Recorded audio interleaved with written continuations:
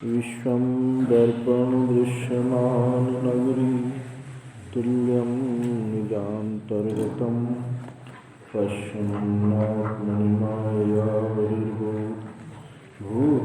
यथा निद्रया यः साक्षात् कुरुते प्रबोधसमये स्वात्मानमेवाप्ययम् तस्मै श्रीगुरुमूर्तये नमः इदं श्रीदक्षिणामूर्तये मायाच्छायावराही कथमिव लभतां मयि अनन्ते प्रतिष्ठाम् अस्थाने चेश्वरत्वं गृह्णहरिहरा हन्तवन्येष्वलिङ्गाः अद्वैते द्वैतखेला गगननलिनवत् स्वप्नवत् जीवमेला श्रीपूर्णानन्दवाणी श्रुतिशिखरसुधा स्वर्णदीनः पुनातु अखण्डानन्दसम्बोध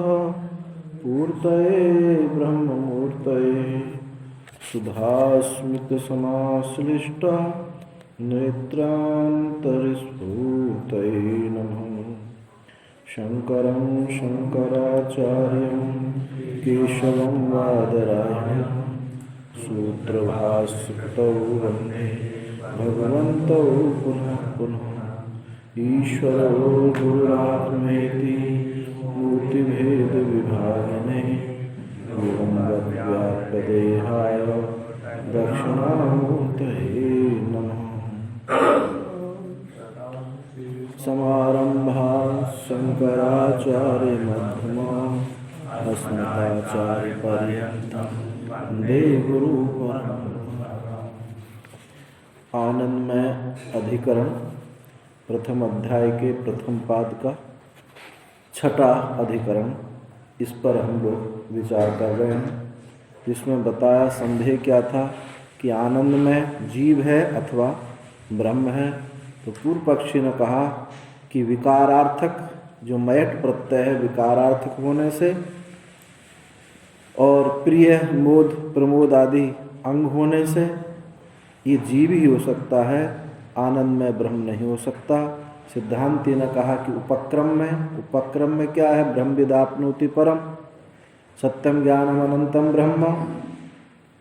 और अभ्यास आनंद की अभ्यासता से इन हेतुओं से और मयट प्रत्यय जो है विकारार्थक ना हो करके प्राचुर्यार्थक होने से ये आनंद में ब्रह्म है जो जगत का कारण है। ऐसा इस अधिकरण पर विचार चल रहा है। तो इसमें 14वां सूत्र तद हेतु व्यपदेशात एकल हुआ। अब 15वें सूत्र पर विचार करते हैं।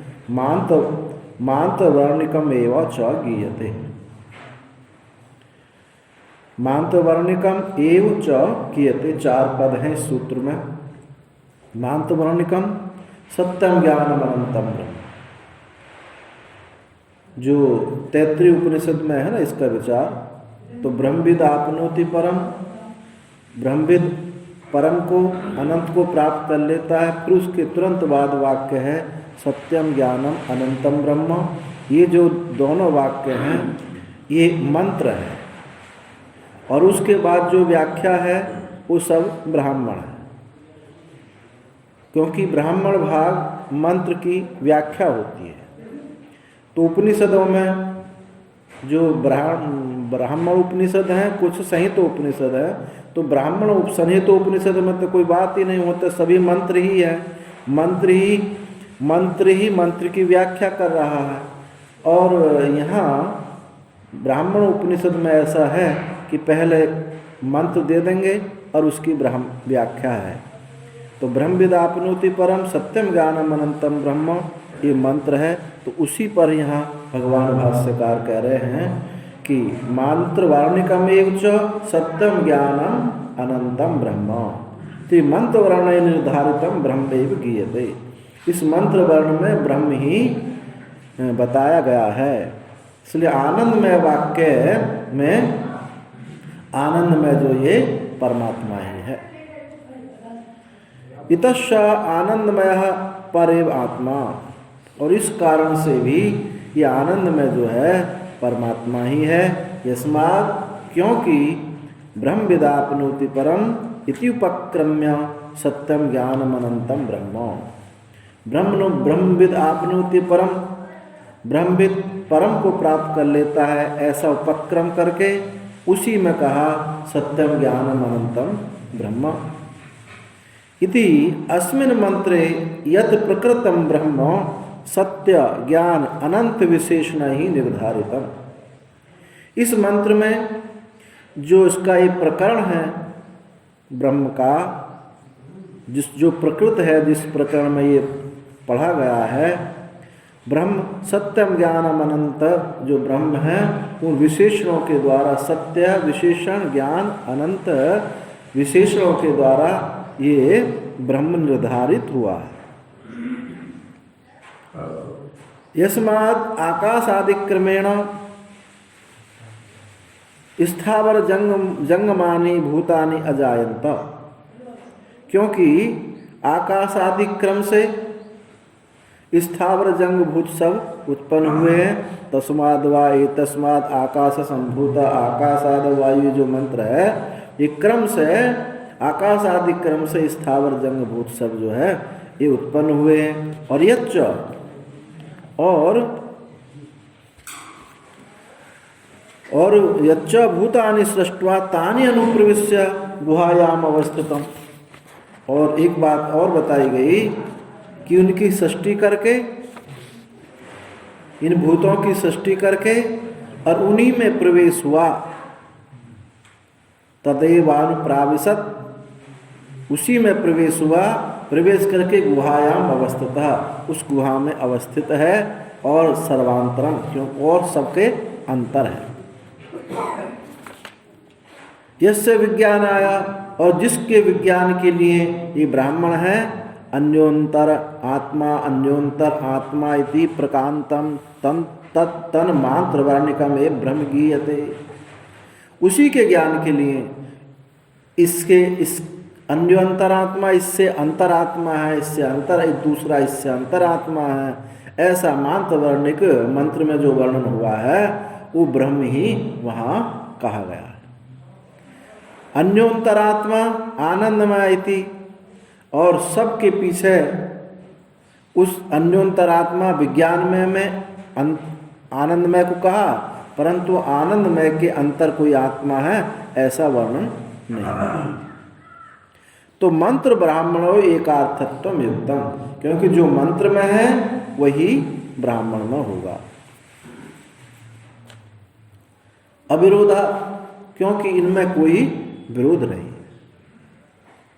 अन्यथा ही प्रकृतहान अप्रकृत क्रिये स्याता, यदि ऐसा होगा, दोनों में विरोध होगा, तो प्रकृत, जिसका प्रकरण चल रहा है वो तो छूट जाएगा, और जिसका प्रकरण नहीं है वो ग्रहण हो जाएगा। ये दोष उपस्थित होगा यदि मंत्र ब्राह्मण की दोनों की एकता सिद्ध नहीं है। न च अन्नमयादिभ्य इव आनंदमयाद अन्यो अंतर आत्मा अभिधीयते। जैसे अन्नमय में के अंतर आत्मा कहा गया था, अन्नमय में प्राणमय, प्राणमय में विज्ञान में, अन्नमय में मनोमय, मनोमय में प्राणमय, ये जो कहा गया, ऐसा आनंदमय के अंतर आत्मा का वर्णन श्रुति में नहीं मिलता है। एतन्निष्ठैव, और इसी में निष्ठ है। ये जो भृगु विद्या है, इस विद्या का नाम क्या है? आनंद विद्या बोलते हैं, भृगु विद्या है। तो एतन्निष्ठस्यैव निष्ठैव च सैसा भार्गवी वारुणी विद्या, ये वरुण के द्वारा भृगु को दी हुई ये जो वारुणी विद्या है, इसी में सत्यम ज्ञानम अनंतम ब्रह्म, इसी की व्याख्या में उसी ब्रह्म परमात्मा में ये निष्ठ है। तस्माद आनंदमय परेव आत्मा, इससे ये बात सिद्ध हुई कि आनंदमय ये जीव नहीं है, आनंदमय परमात्मा ही है। दूसरा सूत्र, हाँ,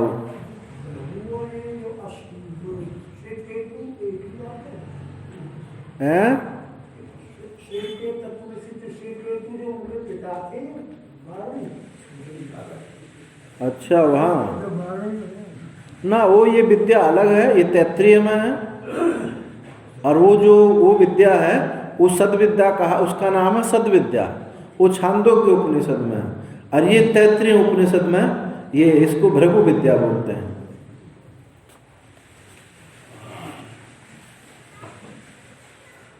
आगे सूत्र कहा न इतर अनुपपत्ते है, ना इतर अनुपपत्ते। इतर क्या है? जीव। न आनंदमयो न भवति, ये जीव जो है आनंद में नहीं होता। कुतः, क्यों नहीं होता? अनुपपत्ते है, क्योंकि सिद्ध नहीं होता। क्या सिद्ध नहीं होता? काम वितृत्वादि धर्माणाम जीवे असंभवा। जो एको हम बहुत श्यामा प्रजायति, उसने कामना की कि मैं बहुत हो जाऊं, ये काम ईक्षण आदि जो है ये जीव में सिद्ध नहीं होता, ये तो ब्रह्म में ही सिद्ध है। इसलिए न इतरो अनुपत्ति, जीव में ये संभव ही नहीं है ये धर्म। इतश्च आनंदमय पर एव आत्मा न इतरः, इस कारण से भी आनंद में ये परमात्मा ही है, न इतरः, ये जीव नहीं हो सकता। इतरः ईश्वरात् अन्य संसारी जीवन, ईश्वर से जो अन्य है कर्ता भोक्ता लक्षण वाला, ये जीव आनंद में नहीं हो सकता। न जीव आनंदमय शब्दे न विधीयते, ये जीव जो आनंदमय शब्द से नहीं कहा जा सकता। कस्मात्, क्यों? अनुपपत्ते है। आनंदमय में प्रकृत्य सूयते, ये जो जिसका ये प्रकरण चल रहा है आनंदमय को ही प्रकरण करके ये श्रुति कही है। क्या श्रुति कही थी? सो अकाम्यत बहुश्यामा प्रजायति, उसने कामना की कि मैं बहुत हो जाऊं। स तपो तपत, उसने तप किया। स तपस तत्वा, तप करके उसी में प्रवेश हुआ। इदम सर्वम असृजत, यह सब उसी ने सृजन किया। यदिदम किंच, जो कुछ भी ये सब है सब उसी ने सृजन किया। ये सब जो वाक्य आए, श्रुति वाक्य सब आए, ये जीव में नहीं हो सकते। तत्र प्राक शरीरादि उपपत्ते अविध्यानम सृज्यमानानां च विकाराणां सृष्टुरव्यतिरेक सर्वविकार सृष्टिश्च न परस्मात् आत्मनो अन्यत्र उपपद्यते। और वहाँ इनकी उत्पत्ति, शरीर आदि उत्पत्ति से पूर्व, शरीर आदि की उत्पत्ति से पूर्व सृज्यमानानां विकाराणां, जो उत्पन्न होने वाले विकार हैं, और चिंतन का है ईक्षण, वो सृष्टा से व्यतिरिक्त और सविकार सृष्टि, और जितना विकार है उसके अलावा और सविकार सृष्टि, इस सृष्टा से भिन्न किसी अन्य में संभव नहीं होगा। न परस्मात् आत्मनो अन्यत्र उत्पद्यते, इस परमात्मा से अन्यत्र ये संभव नहीं है। ये जगत सृष्टा, ये आनंदमय परमात्मा ही है। इस हेतु से भी इन श्रुतियों, इस सूत्र से ये सिद्ध होता है कि परमात्मा से अन्य कोई सृष्टा नहीं है और वो आनंद में नहीं हो सकता। भेद व्यपदेशाच, और भेद का भी व्यपदेश श्रुति में हुआ है।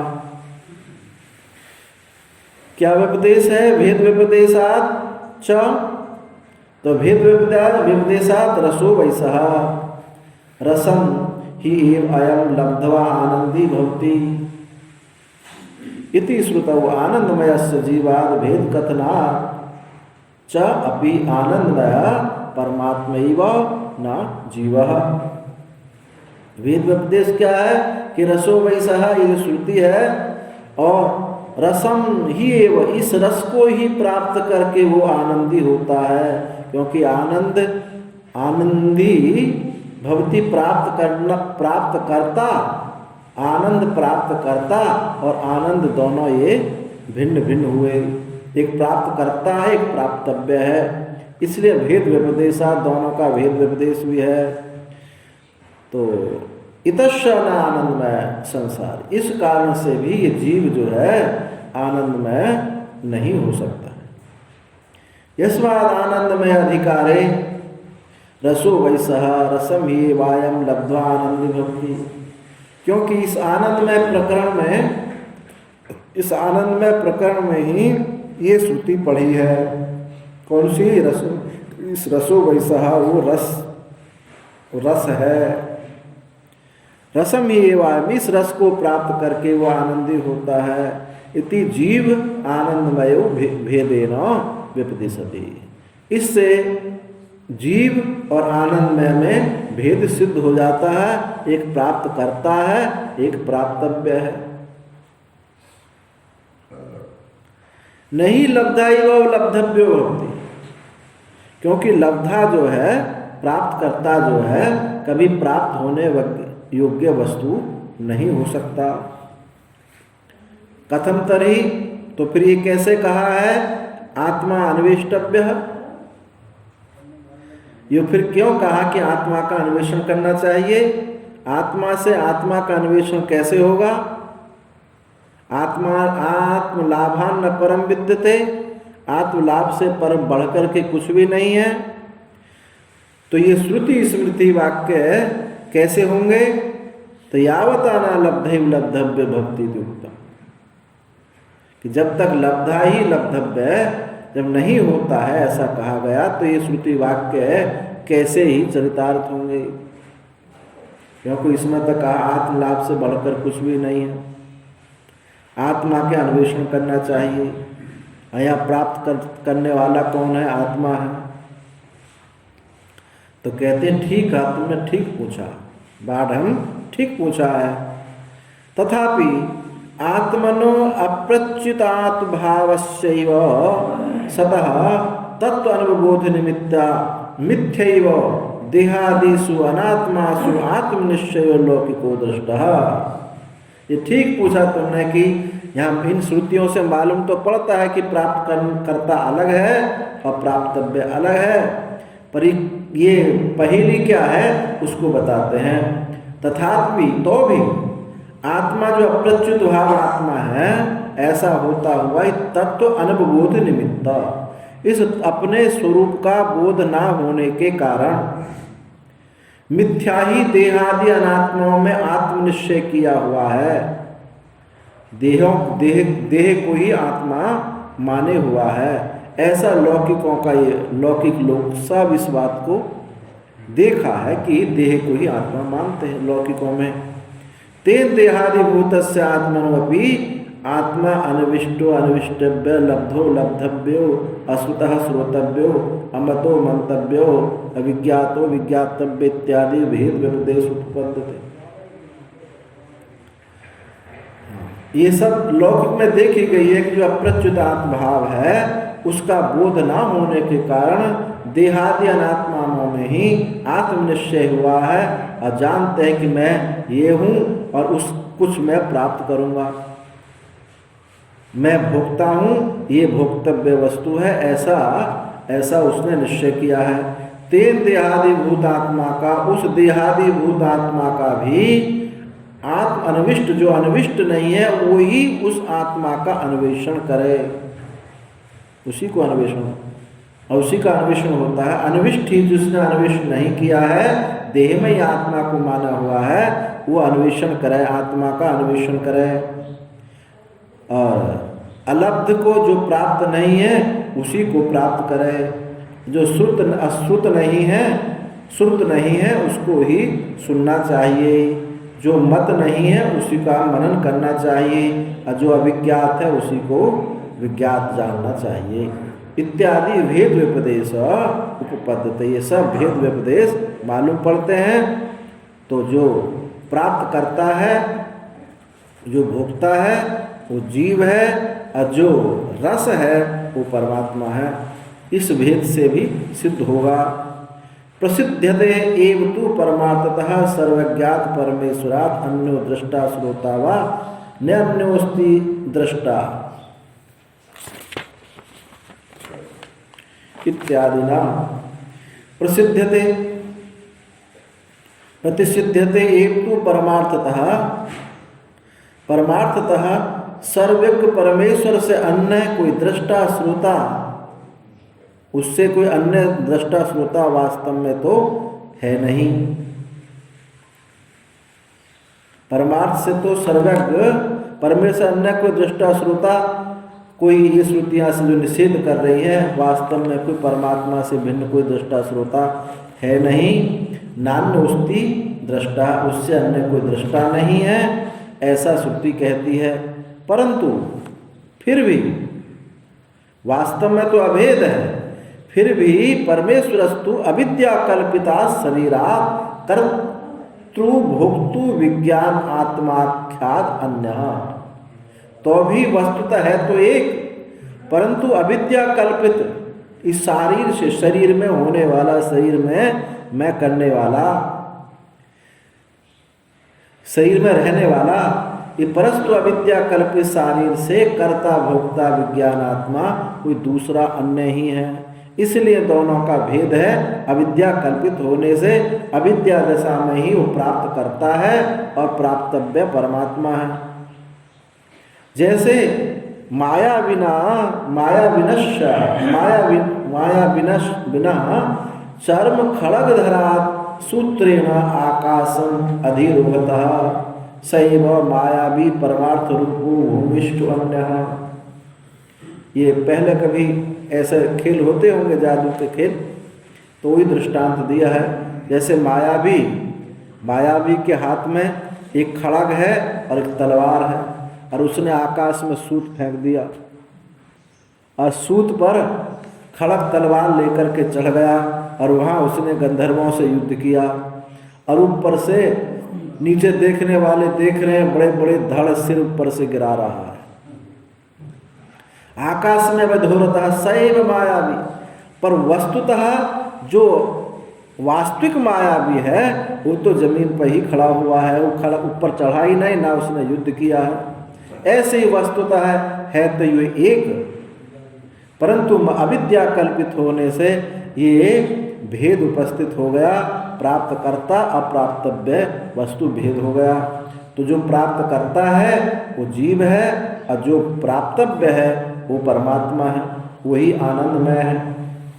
यथावा और भी दृष्टांत देते हैं। घटाकाशाद उपाधि परिच्छिन्नाद अनुपाधि परिच्छिन्न न आकाशो अन्य, अथवा जैसे घटाकाशाद उपाधि परिच्छिन्नाद, उपाधि परिच्छिन्न घटाकाश से अनुपाधि परिच्छिन्न जो ये महाकाश है,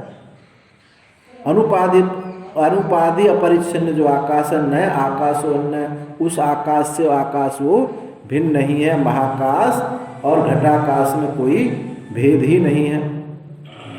फिर भी घट उपाधि से ऐसा भेद सा मालूम हमको पड़ता है। ईदृशं च विज्ञानात्म परमात्म भेदमाश्रित नैत्रोपत्ते है।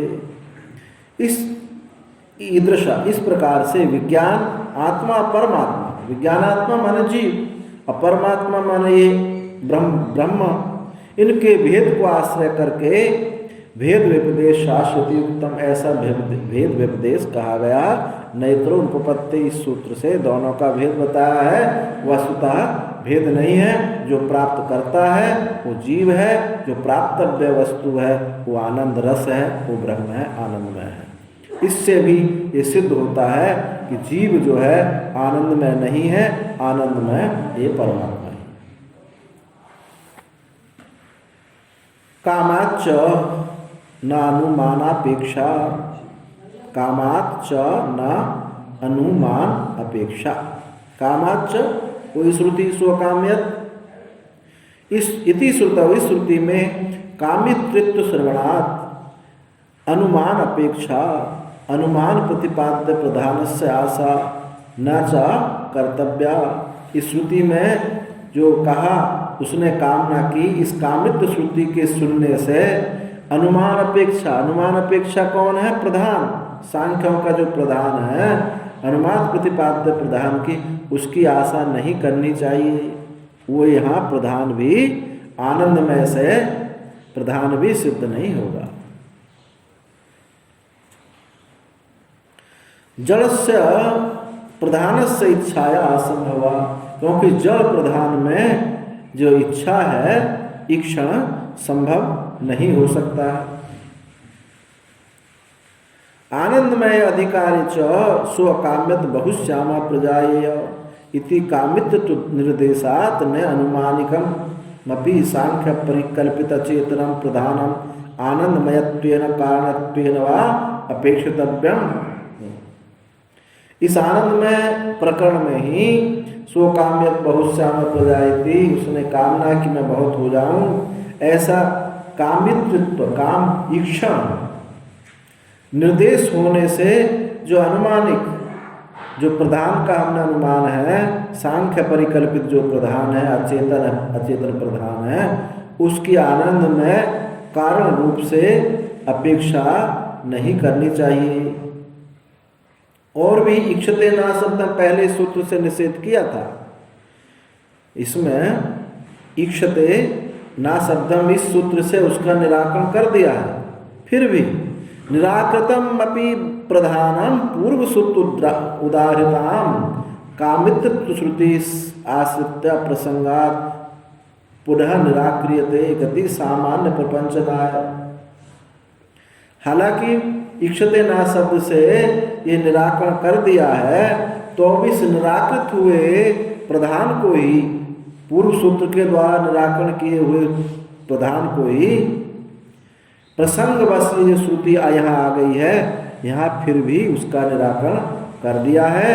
और गति सामान्य प्रपंच नाय, क्योंकि सभी श्रुतियाँ में एक ही गति है कि आनंद में ही ब्रह्म है, यही जगत का कारण है, आनंद में जीव नहीं है। समस्त श्रुतियों में यही बात बताएगी, गति सामान्यता से भी ये बात निश्चित हुई है।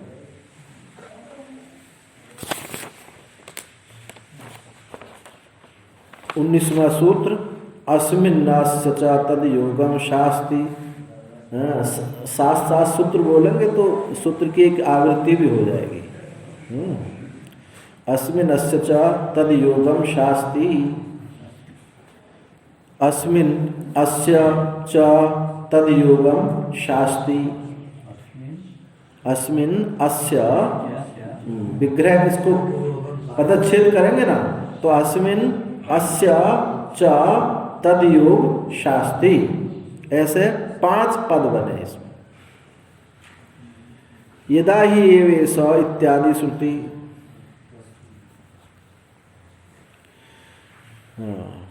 यदा ही एवेश इत्यादि श्रुति अस्मिन् आनंदमये अस्य अचित्तस्य मुमुक्षु तद योगम तद अभेदम शास्त्रे प्रतिपादिते।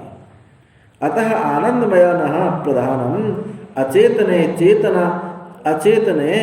चेतन अभेद असंभवा, तस्मात् आनंदमय परमात्मा ही है। ये जो यदि ही श्रुति जो है, यदा ही वे तस्मिन् अदृश्यानात्म निरुक्त्य निलय जो श्रुति है तैत्तिरीय की, इस पर यहाँ इसमें विचार है। तो ये जो श्रुति है आनंदमय के ध्यान में ही आसक्त मुमुक्षु को उसके साथ अभेद प्रतिपादन कराती है। आनंदमय यानी ब्रह्म में के ध्यान में जो आसक्त मुमुक्षु का उसी के साथ अभेद प्रतिपादन कराती है। इस कारण प्रधान आनंदमय नहीं हो सकता,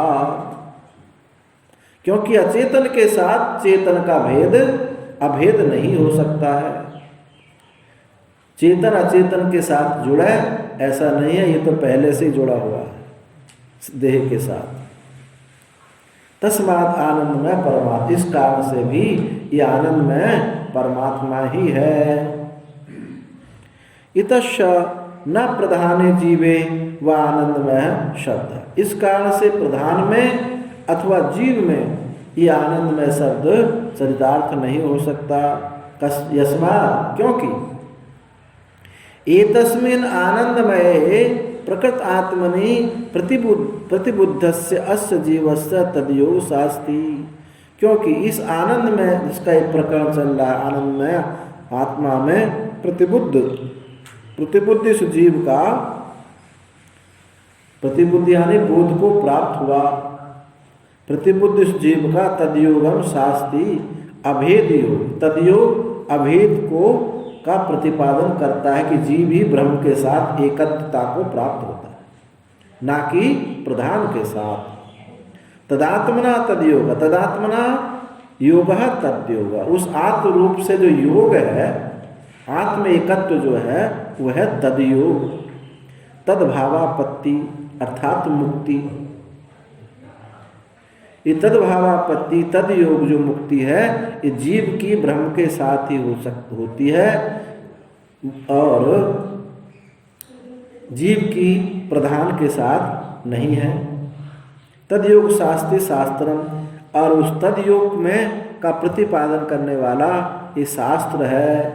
क्या श्रुति है? यदा ही एव एष एतस्मिन् अदृश्ये अनात्मे अनिरुक्ते अनिलये अभयं प्रतिष्ठां विन्दते अथ सो अभयं गतो भवति। यदा ही एव एष एतस्मिन् उदरम अंतरम कुरुते अथ तस्य भयं भवति। जो ये शास्त्र है, क्या है? जो साधक यदा ही एव एतस्मिन् अदृश्य, इस अदृश्य में, अदृश्य जो अदृश्य है, अनात्मे अशरीर है, अनिरुक्ते अनिर्वचनीय और अनिलये अभयम, और ये माया से शून्य है, इस अभय की प्रतिष्ठा को प्राप्त करता है। इस अदृश्य अनिलय आदि के साथ एकता को प्राप्त करके अभय को प्राप्त करता है। सो भयम अभयम गतो भवति, अभय को प्राप्त हो जाता है। यदा ही एवेश, और जब ये एतस्मिन्, इसमें थोड़ा भी अंतर करता है, जीव ब्रह्म में थोड़ा अंतर करता है, तो अथा तस्य भयम भवति, तो उसको भय प्राप्त होता है। द्वितीयाद वही भयम भवति, जब दो है तो भय है। एतद उक्तम भवति, यही कहा गया। यदि एतस्मिन् आनंद में अल्पमपि अंतरम अतादात्म रूपम पश्यति तदा संसार भयान निवर्तते। जब इस आनंद में थोड़ा सा भी अंतर, अतादात्म रूपता को देखता है, तदा संसार भय, उसका संसार भय निवर्त नहीं होता। यदा तु एतस्मिन् आनंद में निरंतर तादात्म्येन प्रतिष्ठति, किंतु जब इस आनंद में निरंतर तादात्म्य, निरंतर शब्द जो है विशेषण दिया है तादात्म्य, ऐसा तादात्म्य जो टूटे ना। तादात्म्य दो वस्तुओं में होता, तो उसके साथ विशेषण दे दिया निरंतर। ऐसा तादात्म्य कभी टूटे ही ना, तो क्या सिद्ध हुआ? वो तादात्म्य नहीं, एकत्व बोध हुआ। एकत्वता का जो एक निरंतर तादात्म्य रूप से प्रतिष्ठित होता, अर्थात एकत्व बोध को जो प्राप्त होता है, तदा संसार भयान निवर्तता, तब संसार भय से वो निवर्त हो जाता है। तस्मात् आनंदमय परमात्मेति स्थितम्। इससे ये बात सिद्ध हुई कि आनंदमय परमात्मा ही, ये जो आनंदमय है ये परमात्मा ही है, जीव नहीं है। इति स्थितम्, ऐसा स्थित हुआ। इदं तु इह वक्तव्यम स वा एष पुरुषो अन्न रसमया तस्माद अन्न रसमयात् अन्योंतरात्मा प्राणमया तस्माद अन्योंतर आत्मा मनोमया तस्माद अन्योंतरात्मा विज्ञानमया इति च विकारार्थे मैट प्रभाहे सत्यानंदमया एव अकस्मात् अर्थजतीय न्यायेन कथमि मयटः प्राचुर्यार्थत्वं ब्रह्म विषयत्वं चाश्रियते इति। ये जो मत है, ये वृत्ति का बोधायन वृत्ति, भरतृ शंकराचार्य से पूर्व एक आचार्य हुए हैं, जिस वृत्ति को लेकर के समस्त वैष्णवों ने उसी वृत्ति को आधार मानकर उन्होंने भाष्य लिखे हैं, उसको बोधायन वृत्ति कहते हैं। तो उसी का यहाँ स्पर्श करके कह रहे हैं वो, क्योंकि इस सूत्र की जो द्वैतवादी हैं वो व्याख्या इस प्रकार से करते हैं कि आनंदमय क्या है, ये जीव है, आनंदमय ये जीव है, ऐसी व्याख्या करते हैं। उन्होंने जो ये अधिकरण, जिन अधिकरणों पर हम विचार कर रहे हैं, ऐसा उद्वैताचार्यों ने अधिकरणों को नहीं माना, उन्होंने अधिकरण माने ही नहीं है। तो उसी को इस इदम तु यह, किंतु यहाँ कहना चाहिए, किसको कहना चाहिए, उन्हीं बोधायन वृत्ति को, उनको कहना चाहिए जो वो इस आनंदमय को भी वो जीव कहते हैं। तो कैसे कहते हैं, सा वा एस पुरुषो अन्न रसमया, वह जो ये पुरुष है अन्न रसमय है। तस्माद वाई तस्माद अन्न रसमयात, इस अन्नमय रस से जो अंतर आत्मा है वो क्या है, प्राणमय है। उससे जो अंतर आत्मा है वो मनोमय है, और उससे अंतर जो आत्मा है वो विज्ञानमय है। तो जितने सब ये पढ़े गए अन्नमय, प्राणमय, मनोमय और विज्ञानमय, ये सब मयट प्रत्यय यहाँ विकार के अर्थ में प्रयोग हुआ है, विकार अर्थ में प्रयोग हुआ है। विकारार्थे मयट प्रभाए सत्य आनंदमय एवं अकस्मात अर्जती नायन। तो कहता है कि ये सब चार जो है, चार तब विकार अर्थ में प्रयोग आप मानते हो, तो इस पांचवा जो आनंदमय है इसमें आप प्राचुर्य अर्थ में मयट का क्यों प्रयोग करते हो। आई बस समझ कि आनंदमय में सिद्धांति ने मयट प्रत्यय जो है प्राचुर्य अर्थ में माना है, और बाकी में उसको विकार अर्थ में माना है। तो उसी को कह रहे हैं कि मयट प्रभाव में पढ़े हुए सत्य आनंदमय ही, इस सत्य आनंदमय आदि को सती आनंदमय, सत्य नहीं सती, सती आनंदमय, इस मयट प्रभाव के होने पर आनंदमय जो है अकस्मात अर्धजर्तीय न्याय से इसको आपने प्राचुर्य अर्थ में क्यों कह दिया। तो प्राचुर्य अर्थम ब्रह्म विषयत्व को आश्रय करके क्यों कहा।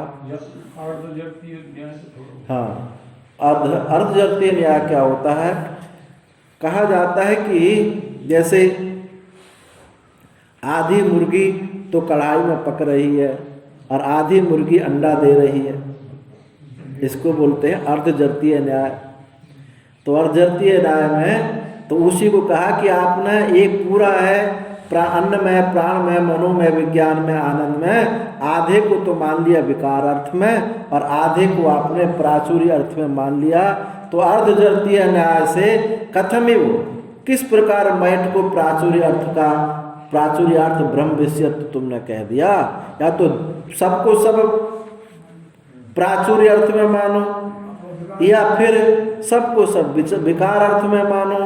आधा चार तो मान लिए विकार अर्थ में और एक प्राचुर्य अर्थ में माना है, तो ये उचित नहीं है। मांत वर्णिक ब्रह्म अधिकार चेत, यदि तुम ऐसा कहो कि मांत वर्णिक ब्रह्म अधिकार से यदि कहते तो भी कहना ठीक नहीं है, क्योंकि अन्नमयादि नाम तरही ब्रह्मत्व प्रसंगा। क्योंकि अभी जो कहा ना पिछले सूत्र आया था मंत्र वर्ण के विचगीयते, मंत्र वर्ण में ऐसा क्या था, कहा गया था मंत्र वर्ण क्या था, ब्रह्मविदापनोति परम सत्यम ज्ञानम अनंतम ब्रह्म। तो उसके मंत्र वर्ण के आधार पर, उपक्रम के आधार पर यदि तुम इसको आनंदमय को प्राचुर्य अर्थ में लेते हो तो भी ये ठीक नहीं है।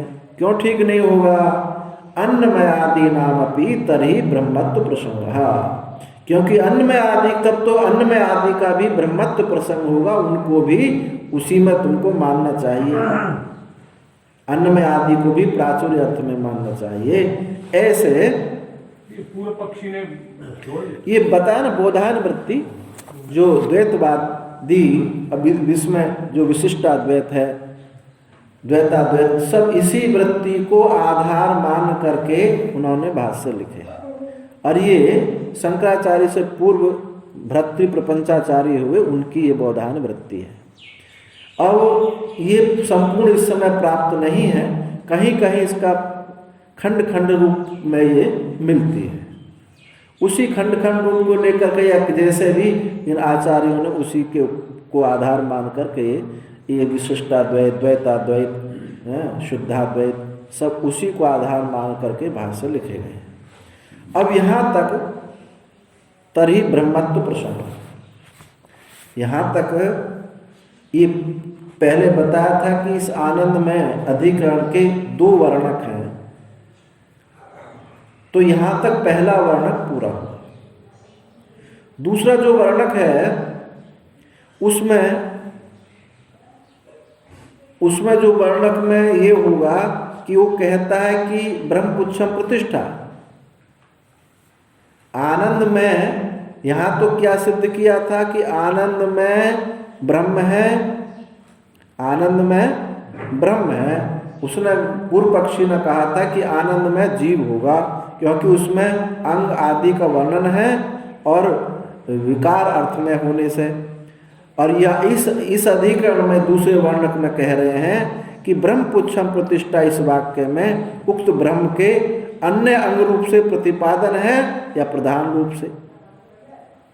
यहाँ अधिकरण कैसे बना कि जो बाद में कहा ब्रह्मपुच्छम प्रतिष्ठा, इस वाक्य को अन्य अंग आनंदमय का अंग रूप से प्रतिपादन है या प्रधान रूप से प्रतिपादन है। प्रधान मतलब वो प्रधान नहीं, सांख्य का नहीं, प्रधान माने ब्रह्म, प्रधान माने मुख्य है, मुख्य ब्रह्म, मुख्य ब्रह्म रूप से प्रतिपादन है, अथवा आनंदमय का ये अंग है ब्रह्मपुच्छ प्रतिष्ठा। क्योंकि इदम पुच्छम प्रतिष्ठा, जैसे वहाँ अन्नमय की पूंछ थी, अन्नमय की पूंछ थी इदम पुच्छम प्रतिष्ठा, ऐसे आनंदमय की पूंछ होनी चाहिए ब्रह्मपुच्छम प्रतिष्ठा। तो जब पूंछ बन गई, तितरी पक्षी का रूपक है ना इसमें, जब पूंछ बन गई तो अंग हो गया, तो अंग तो ब्रह्म का हो नहीं सकता, जीव का ही होगा। ये पूर्व पक्षी ने कहा कि आनंदमय ब्रह्म आनंदमय का अंग है ब्रह्मपुच्छम प्रतिष्ठा, जो ब्रह्म को जीव का अंग बता रहा है वो। क्यों महाराज जी?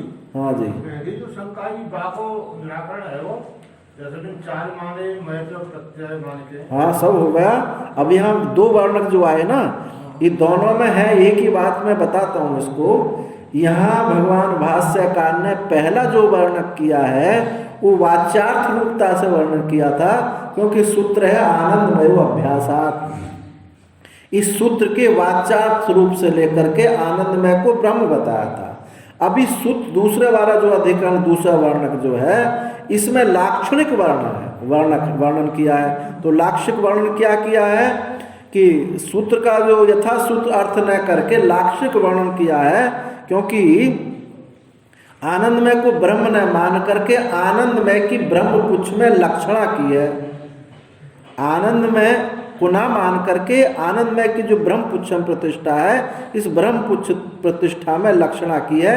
आनंदमय के पुच्छ प्रतिष्ठा रूप से आनंदमय की जो पुच्छ प्रतिष्ठा है, पुच्छ ब्रह्मपुच्छम प्रतिष्ठा को, प्रतिष्ठा का क्या अर्थ लिया यहाँ? आधार, अधिष्ठान। तो ब्रह्म है अधिष्ठान किसका? आनंदमय और बाकी सब का। तो पुच्छ में लक्षणा करके ये दूसरा वर्णक प्रारंभ होगा। वही ब्रह्म है, किंतु आनंदमय ब्रह्म नहीं है। वही ब्रह्म है, आनंदमय ब्रह्म नहीं है। आनंदमय की जो प्रतिष्ठा है वो ब्रह्म है। तो पहले वाच्यार्थ रूप से आनंदमय को ब्रह्म कहा, और अभी दूसरे वर्णक में आनंदमय की प्रतिष्ठा को ब्रह्म किया, जो वास्तव में ये सबको बात समझ में आ जाती है, क्योंकि आनंदमय को हम कोश कहते हैं। तो अब क्या पूछ रहे थे, होगी बात स्पष्ट? आनंदमय और आनंद स्वरूप, हाँ, इनमें कोई भेद है? देखो भेद तो है, अभी जो इसी में जो आगे बताया जाएगा भेद है। आनंदमय कोश है, पर वहाँ आनंदमय को वाच्यार्थ रूप से, क्योंकि उसके अंतर कुछ भी नहीं है, इसलिए उसको ब्रह्म बताया था। और उसको स्पष्ट करने के लिए दूसरा वर्णन किया है कि आनंद में ये ब्रह्म नहीं है, आनंद में की जो प्रतिष्ठा है वो ब्रह्म है। किसी को ऐसी शंका होगी कि आनंद में तो जीव आनंद में कोश है, तो उसको और स्पष्ट करने के लिए दूसरे वर्णन में ये बात आएगी। अब आप जो कह रहे हैं ये दूसरे वर्णन से ये बात स्पष्ट हो जाएगी। आनंदमय की प्रतिष्ठा जो ब्रह्म है, ब्रह्मपुच्छम प्रतिष्ठा, उसको ब्रह्म कहा है और उसके अंतर कुछ नहीं है। और श्रुति में आनंदमय अभ्यासात ये सूत्र आया था, तो इस वाच्यार्थ की दृष्टि से आनंदमय को ब्रह्म कहा था।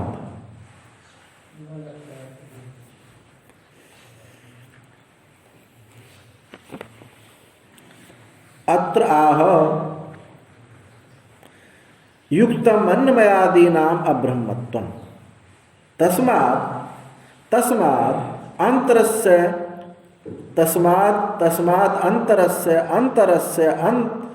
अन्नस्य आत्मनः उच्यमानत्वात् आनंदमयात्तु न कश्चित् अन्य अंतर आत्मा उच्यते तेन आनंदमयस्य ब्रह्मत्वम् अन्यथा प्रकृतान अप्रकृत प्रक्रिया प्रसंगायते। युक्तम, जो ठीक ही कहा है, अन्न में आदि ब्रह्म नहीं है, अन्न में आदि ब्रह्म नहीं है, ठीक ही कहा। क्योंकि तस्मात उसके अंतर अन्न में के अंतर जो है प्राण में है, प्राण में के अंतर मनो में है, मनो में के विज्ञान में है, अंतर जो है आत्मा का आत्मा बताया गया। और आनंदमय तो किंतु आनंदमय से अंतर कुछ भी नहीं है, इसलिए आनंदमय को आत्मा कहा गया था। तेन आनंदमय से ब्रह्मत्वम, इससे आनंदमय का ब्रह्मत्व सिद्ध हुआ। अन्यथा प्रकृति की हानि, जिसका विषय है उसको ना करके कुछ और ग्रहण कर लेना और जो नहीं कहा गया उसको कह देना, ये दोष उपस्थित हो जाएगा। तो ये पूर्व पक्षी ने ये बात कही है, ये पूर्व पक्षी ने। अब जो पहले हमको सिद्धांति ने बात कही थी आनंदमय को, अब उसी को यहाँ पूर्व पक्ष बना हुआ है। जो पहले वर्णक में जो सिद्धांति ने क्या कहा था कि आनंदमय ब्रह्म है, अब वो जो सिद्धांत था वो यहाँ पूर्व पक्ष बना हुआ है और सिद्धांत जो है ब्रह्मपुच्छम प्रतिष्ठा ये बनेगा। वहाँ का आनंद यहाँ पूर्व पक्ष बन गया। हाँ, पहले वर्णक का। हाँ, दूसरे वर्णक में हाँ, वो ब्रह्म जो प्रतिष्ठा है वो सिद्धांत बनेगा। तो क्यों बनेगा? क्योंकि सब बहुत जगह है ऐसा शास्त्र में वर्णन है, क्योंकि आनंद में कोश है, वो शुद्ध नहीं है। तो ये किसी को शंका हो तो नहीं, इस शंका की निवृत्ति के लिए ब्रह्मपुच्छम प्रतिष्ठा अधिष्ठान बना है। कोई अगर आनंद में कोश को जीव कहता है, हाँ, तो उसके निवारण के लिए प्रतिष्ठा शब्द है। हाँ, आनंद जीव तो है ही। मैं आनंद में, ये सभी जानते हैं कि आनंद में कोश जो कोश है, तो इसमें हमारी अति व्याप्ति ना हो जाए, इस अति व्याप्ति दोष की निवृत्ति के लिए उसको और स्पष्ट कहा कि आनंदमय की जो प्रतिष्ठा है वो ब्रह्म है, उसको हम कहना चाहते हैं। अथवा ऐसे भी समझ सकते हैं अरुंधति न्याय से।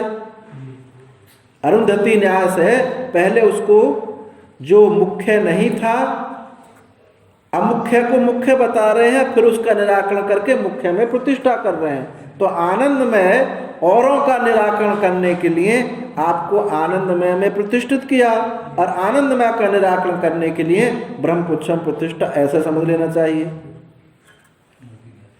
अब देखो, कहते ना जैसे कोई ध्यान करता है तो पहले कहेंगे क्या है वो, लय, विक्षेप, कसाय और रसास्वाद, ये चार जो विघ्न है।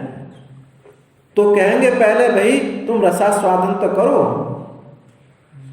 अब पहले ही रसास्वादन से उसको हटा देंगे तो विक्षेप, लय और विक्षेप की निवृत्ति कैसे होगी?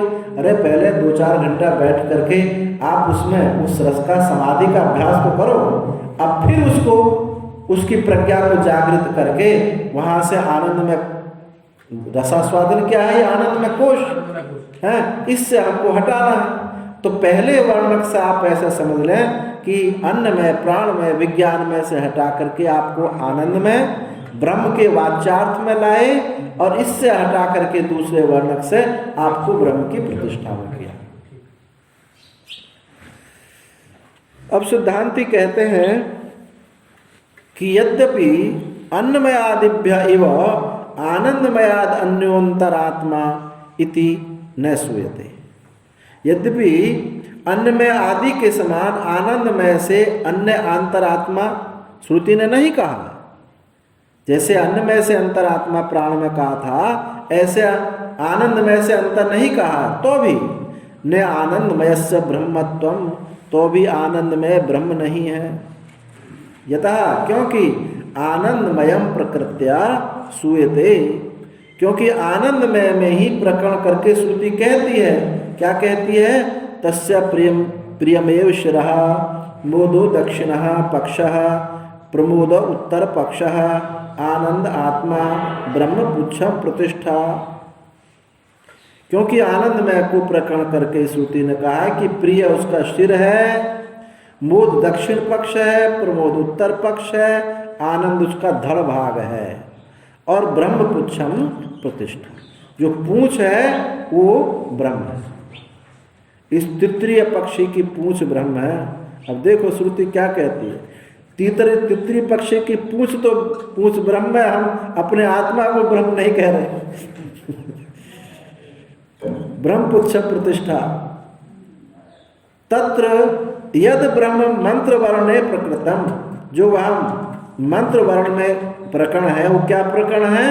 सत्यम ज्ञानम अनंतम ब्रह्म। तो जो उपक्रम है उसी में तो उपसंहार होना चाहिए। उपक्रम क्या है वहाँ? ब्रह्म, सत्यम ज्ञानम अनंतम ब्रह्म।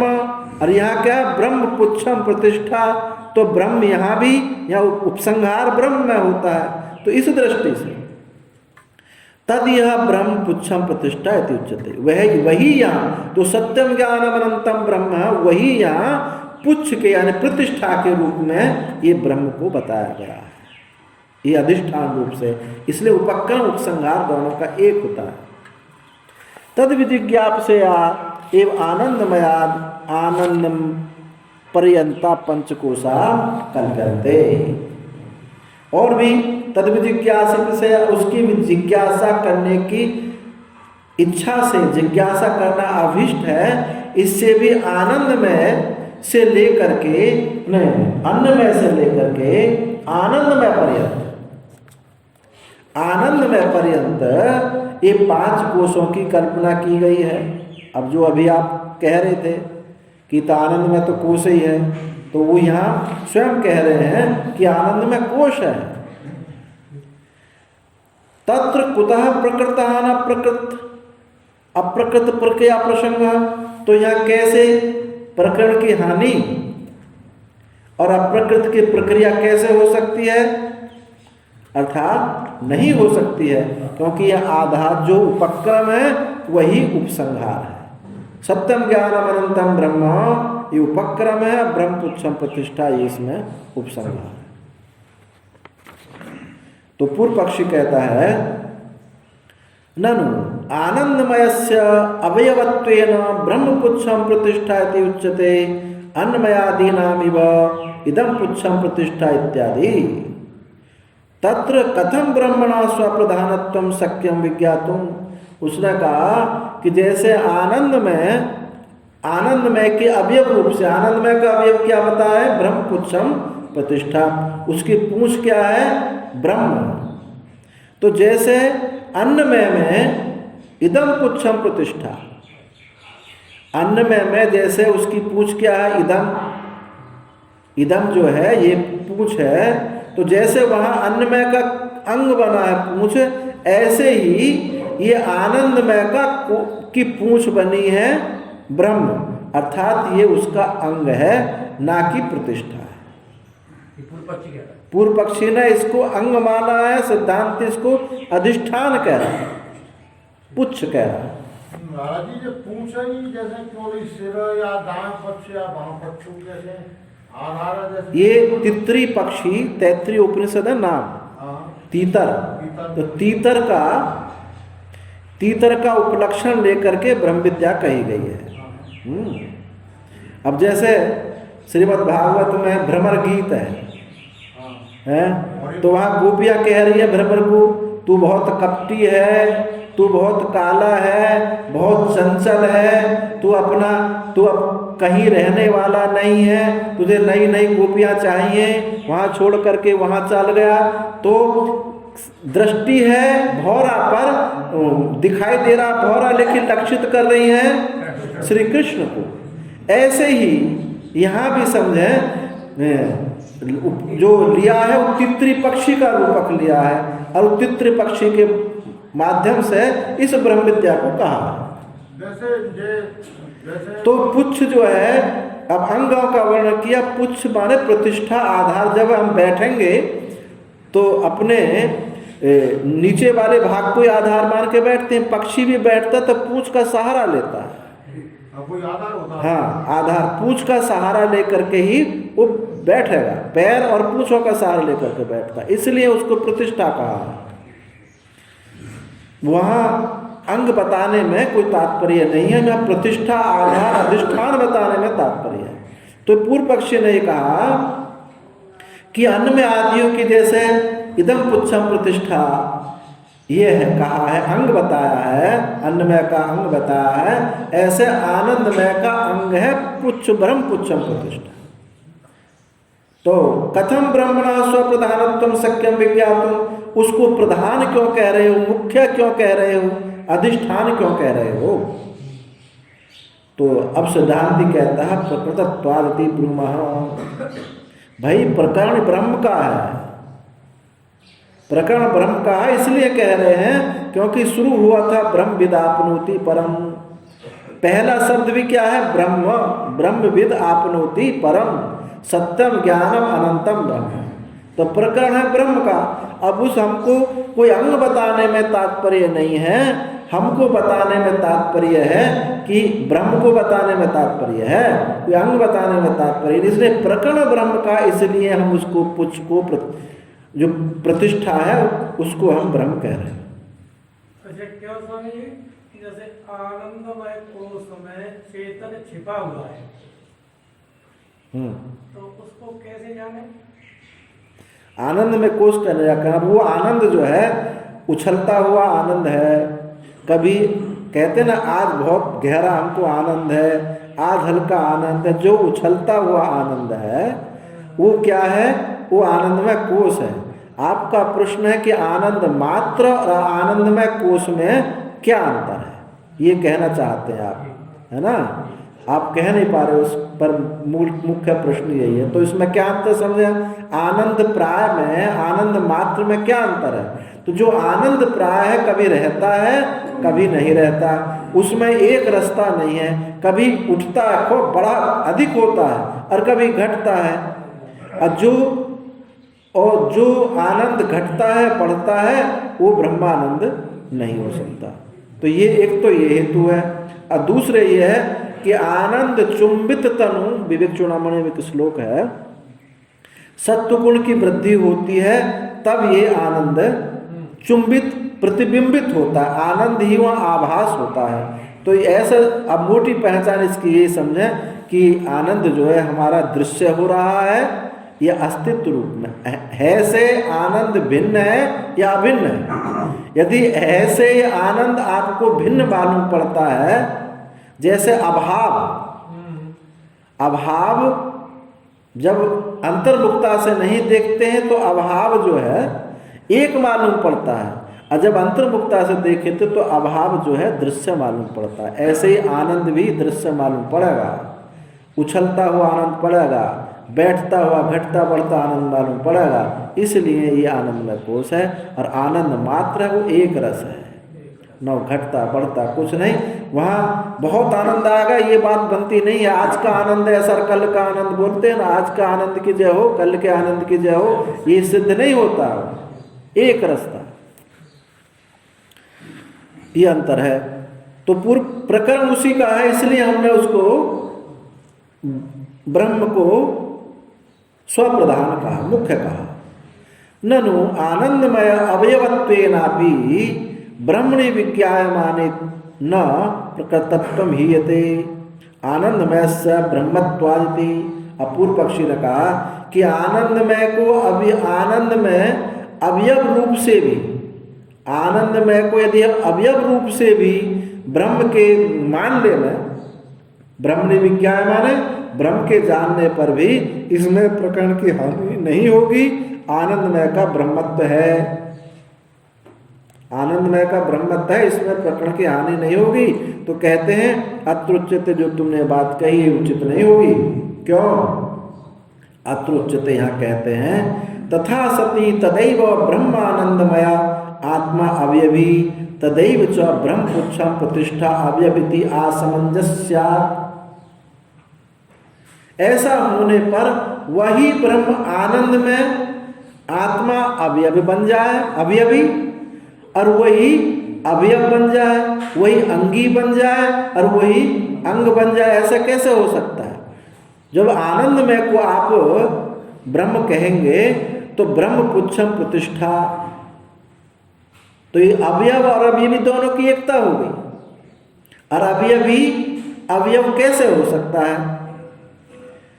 तो वही ब्रह्मानंद में आत्मा अवयवी हो और वही ब्रह्मपुच्छ जो प्रतिष्ठा अवयव बन जाए, ये तो उचित नहीं है। अन्यतर परिग्रहेतु युक्तम ब्रह्मपुच्छम प्रतिष्ठा। इसलिए दोनों में से एक ग्रहण करो, दोनों में से एक ग्रहण करने पे ही ब्रह्मपुच्छम प्रतिष्ठा ही युक्त होगा। ब्रह्मपुच्छम प्रतिष्ठा ये ब्रह्म निर्देश आश्रय करने के लिए ठीक है। ब्रह्म शब्द संयोगा, क्योंकि इसमें ब्रह्म शब्द का संयोग है और पूर्व में भी ब्रह्म शब्द का संयोग है। न आनंदमय वाक्य ब्रह्म शब्द संयोग अभावादिति, और आनंदमय वाक्य में ब्रह्म शब्द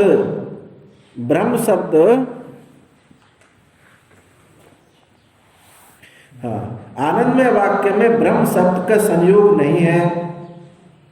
अपि च ब्रह्मपुच्छम प्रतिष्ठा इति उक्ता इति मुच्यते। इसलिए ब्रह्मपुच्छम प्रतिष्ठा यह कहना ही, ऐसा कह करके ये कहा गया है। क्या कहा गया आगे श्रुति? इसके अलावा और भी बात कहेगी प्रकरण में, तो ये समझना चाहिए ब्रह्म शब्द का संयोग नहीं है। आनंदमय में ब्रह्म शब्द का संयोग नहीं है।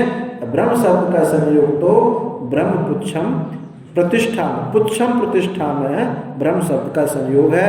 और भी तदपि श्लोको भक्ति, उसी में एक मंत्र और है, असन्नेव स भवति असत ब्रह्मेति, असत ब्रह्मेति वेद चेद अस्ति ब्रह्मेति चेद वेद संतमेनम ततो विदुः। अब उसके आगे के मंत्र है, वही श्लोक यहाँ होता असन्नेव स भवति, असत ही हो जाता है जिसने इस ब्रह्म पुच्छ को नहीं जाना। असन्ने जिसने असत जाना वो असत ही है, जिसने ब्रह्म है ऐसा जाना वो ब्रह्म ही है। तो आगे के जो मंत्र हैं इससे स्पष्ट हो रहा है कि ब्रह्म पुच्छम प्रतिष्ठा यही उचित है, क्योंकि जिसने नहीं जाना असत ब्रह्म वेद तो वो असत ही हो गया, और जिसने सत ब्रह्म ऐसा जाना तो सत ही हो गया। तो हमको मुक्ति में तात्पर्य है, कोई अंग आदि बताने में तात्पर्य नहीं है। मुक्ति तो ब्रह्म के साथ एकता होने पर ही होगी। असति ब्रह्मिति चेत् वेद संतमेनम ततो विदु, ऐसा जो जानता है। अस्मिन् श्लोके अननुकृष्य आनंदमयम ब्रह्मणा एव भाव अभाव वेदनयो गुण दोष अभिधानात् गम्यते। इस श्लोक में आनंदमय की अनुवृत्ति किए बिना ही इसको, ये जो मंत्र आए जो अभी, इन मंत्रों में आनंदमय की अनुवृत्ति किए बिना ब्रह्म ही भाव अभाव के ज्ञान से गुण दोष का कथन किया गया है। ब्रह्म का ही भाव अभाव गुण दोष से उस ब्रह्म का ही कथन किया है। क्या भाव? यदि वो असत ऐसा स्वीकार करता है तो असत हो जाता है, असत स्वीकार करता है तो सत हो जाता है। ऐसे गुण दोष और भाव अभाव से वो ब्रह्म ही ग्रहण हुआ है। तो ब्रह्म पुच्छम प्रतिष्ठा ये ही ब्रह्मणा स्वप्रधानत्वमिति। ब्रह्म पुच्छम प्रतिष्ठा ऐसा जो है ये ब्रह्म ही यहाँ स्वप्रधान है। ब्रह्म ही अधिष्ठान है, ये बात ही इससे सिद्ध हो जाती है। न च आनंदमय से आत्मनो भाव अभाव शंका युक्ता, और भाई आनंदमय के होने से आनंद में आत्मा के भाव अभाव वो युक्त नहीं है। आनंद में आत्मा का भाव अभाव की जो शंका करनी है वो युक्त नहीं है कि आनंद में रहे या ना रहे, उससे मुक्ति का लेना देना, ब्रह्म का क्या लेने देना होगा।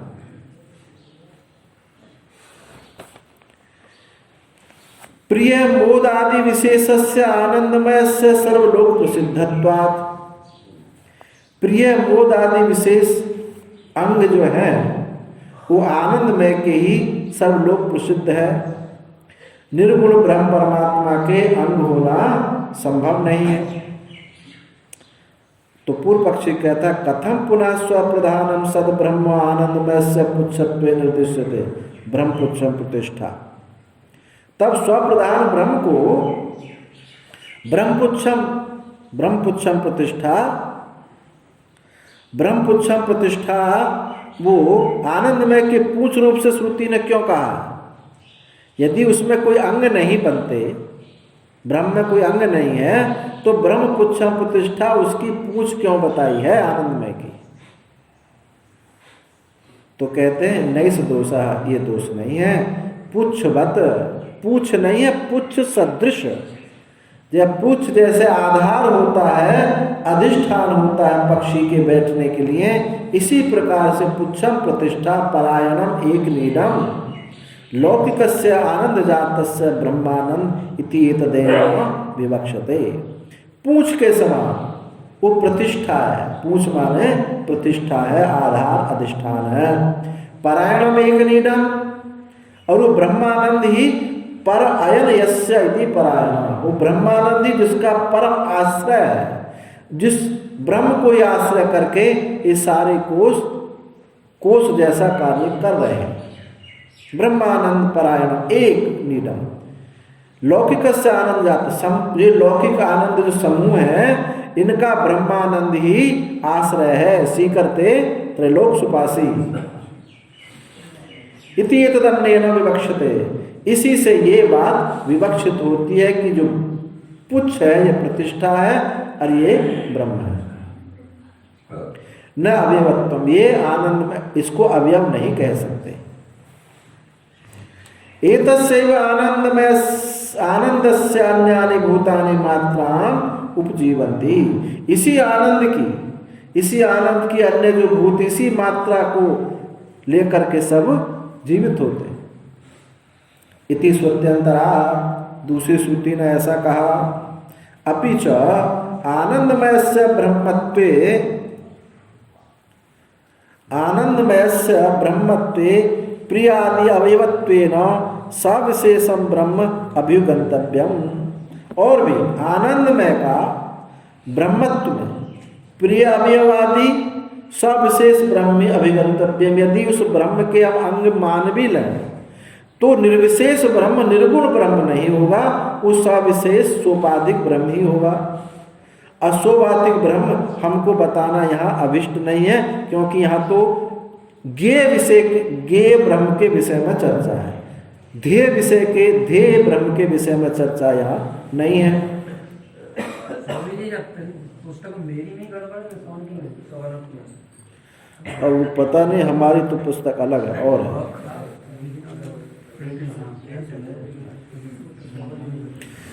चलो आगे। तो निर्विशेषम तु ब्रह्म वाक्य शेषे सूयते, किंतु निर्विशेष ब्रह्म ही इस वाक्य शेष से सुना जाता है। कौन सा वाक्य शेष? बाद में कौन सा वाक्य है? यतो वाचो निवर्तन्ते अप्राप्य मनसा सह, जहाँ से वाणी लौट आती है। तो निर्विशेष ब्रह्म में तो यही घटना घटित हो सकती है। बांग मनसयो अगोचरत्वम इति विधानात्, तो मन वाणी का वो विषय नहीं है, तो जो ध्येय ब्रह्म है वो तो मन वाणी का विषय होता। तो ये तो वाचो निवर्तन्ते अप्राप्य मनसा सह आनंदम ब्रह्मणो विद्वान न विभेति कुतः शनयति। ये आनंदम ब्रह्मणो विद्वान, उस ब्रह्म जो है आनंद ऐसा जानता है। न विभेदी, उसको जान करके किसी से भय नहीं होता है। ये मंत्र उसके ठीक बात के हैं। अपि च आनंद प्रचुर इति उक्ते दुख अस्तित्व भी गम्यते पराचुर्य से लोगे। आनंद प्रचुर ऐसा कहने पर भी दुख का अस्तित्व तो जाना ही जाता है। अब जैसे कहा ये कंगन सुवर्णमय है, तो सोने के अलावा कुछ दूसरी छोटी मोटी चीज उसमें कुछ है। मय शब्द कहने से ये ऐसा नहीं है बिल्कुल वही है। स्वर्ण मात्र कहा जाए और स्वर्णमय कहा जाए, दोनों में अंतर है नहीं है। जब स्वर्ण मात्र कहा जाएगा तो स्वर्ण ही है, और स्वर्णमय कहा जाता है तो उसमें कुछ रांगा आदि भी लगा हो सकता है। तांबा भी तांबा रांगा कुछ होता है जोड़ने के लिए स्वर्ण के समान है नहीं, स्वर्ण अधिक है पर उसमें दूसरी चीज भी थोड़ी बहुत कोई है। तो वही कहा आनंद प्रचुरित युक्त, आनंद प्रचुर ऐसा कहने पर दुख का अस्तित्व भी जाना जाता, थोड़ा बहुत दुख वहाँ है। जब किसी को बड़ा बताया जाता है तो उसका जो विकल्प है वो छोटा भी वहाँ होता है। प्राचुर्य से लोक में प्राचुरता में बात देखी गई है। प्रतियोगी अल्पत्व अपेक्षत्वा, क्योंकि वह उसके विरोधी प्रतियोगी अल्पत्व अपेक्षा, उसका जो विरोधी है वो अल्प अपेक्षा में वहां होता है। तथा च और कहते हैं सत्य, और यत् नान्यत पश्यति नान्यत शृणोति नान्यत विजानाति सभूमा। और भूमा कौन है? जहां अन्य को नहीं देखता है, अन्य नाम की कोई चीज है ही नहीं। न अन्यत पश्यति नान्यत शृणोति नान्यत विजानाति, अन्य को नहीं देखता, अन्य को नहीं सुनता, अन्य को नहीं जानता है, वो भूमा है। इति भूमनि ब्रह्मणि तद व्यतिरिक्त अभाव श्रुति उपरुद्धेत। भूमा ब्रह्म है जो उससे व्यतिरिक्त अभाव श्रुति जो है वो सब बाधित हो जाएंगे। प्रति शरीरम च प्रियादि भेदाद आनंदमयस्यापि भिन्नत्वम, और प्रत्येक शरीर में प्रियादि भेद से आनंदमय की भिन्नता है। हर शरीर में एक जैसा आनंद नहीं होता, एक को बहुत ज़्यादा आनंद है, एक को कम है, एक को और कम है, एक को बिल्कुल दुख में बैठा हुआ है। तो प्रति शरीर आनंदमय की भिन्नता सिद्ध होती है। अपरंतु ब्रह्म तो न पति शरीरम विद्यते सत्यम ज्ञानम अनंतम। अब ब्रह्म तो प्रत्येक शरीर में एक रस है। इससे इति आनंद श्रुति, इस आनंद श्रुति से बात सिद्ध हो जाती है कि ये ब्रह्म व्यापक है, अनंत है, ये इसका अधिष्ठान आश्रय है, यही ब्रह्म पुच्छम प्रतिष्ठा। एको देव सर्वभूतेषु गूढ़ः सर्वव्यापी सर्वभूतांतरा। एक देव सब भूतों में छुपा हुआ है, वो सर्वव्यापी है और सब भूतों के अंतर है। ऐसी दूसरी श्रुति से भी ये बात सिद्ध हो जाती है कि सब सर्वत्र ब्रह्म है। न च आनंदमय से अभ्यास सूयते, और आनंदमय का अभ्यास नहीं सुना जाता। पहले क्या कहा था? पहले वर्णक में आनंदमय की अभ्यास कहा था, आनंदमय बार बार कहा गया था। तो वहाँ वाचिकार्थ रूप से कहा था, लाक्षणिक अर्थ से नहीं। अब यहाँ आनंदमय से अभ्यास श्रूयते, आनंदमय का अभ्यास श्रुति कहती है। प्रातिपदिकार्थ मात्रमेव ही सर्वत्र अभ्यस्यते। प्रातिपदिक किसको कहते हैं? व्याकरण में आता है प्रातिपदिक धातु। तो प्रातिपदिक शब्द का मूल रूप, तो मूल रूप का ही मूल प्रातिपदिक अर्थ मात्र ही सर्वत्र अभ्यास होता है। जैसे कैसे कैसे अभ्यास है? रसो वैसह।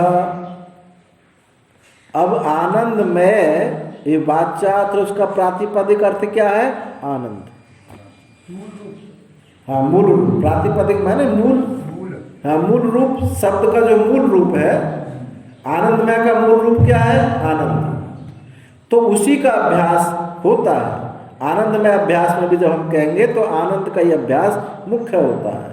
तो यहाँ कहे कि प्रातिपदिक अर्थ मात्र ही सर्वत्र अभ्यास होता है। रसो वैसह रस ही एव अयम लब्ध आनंदी भवति को ही एव अन्यात् कह प्राण्यात् यदेश आकाश आनंदो न स्यात् एष एव आनंद याति सैषा आनंदस्य मीमांसा भवति आनंदम ब्रह्मणो विद्वान् न विभेति कुतश्च नेति आनंदो ब्रह्मेति विजानात्।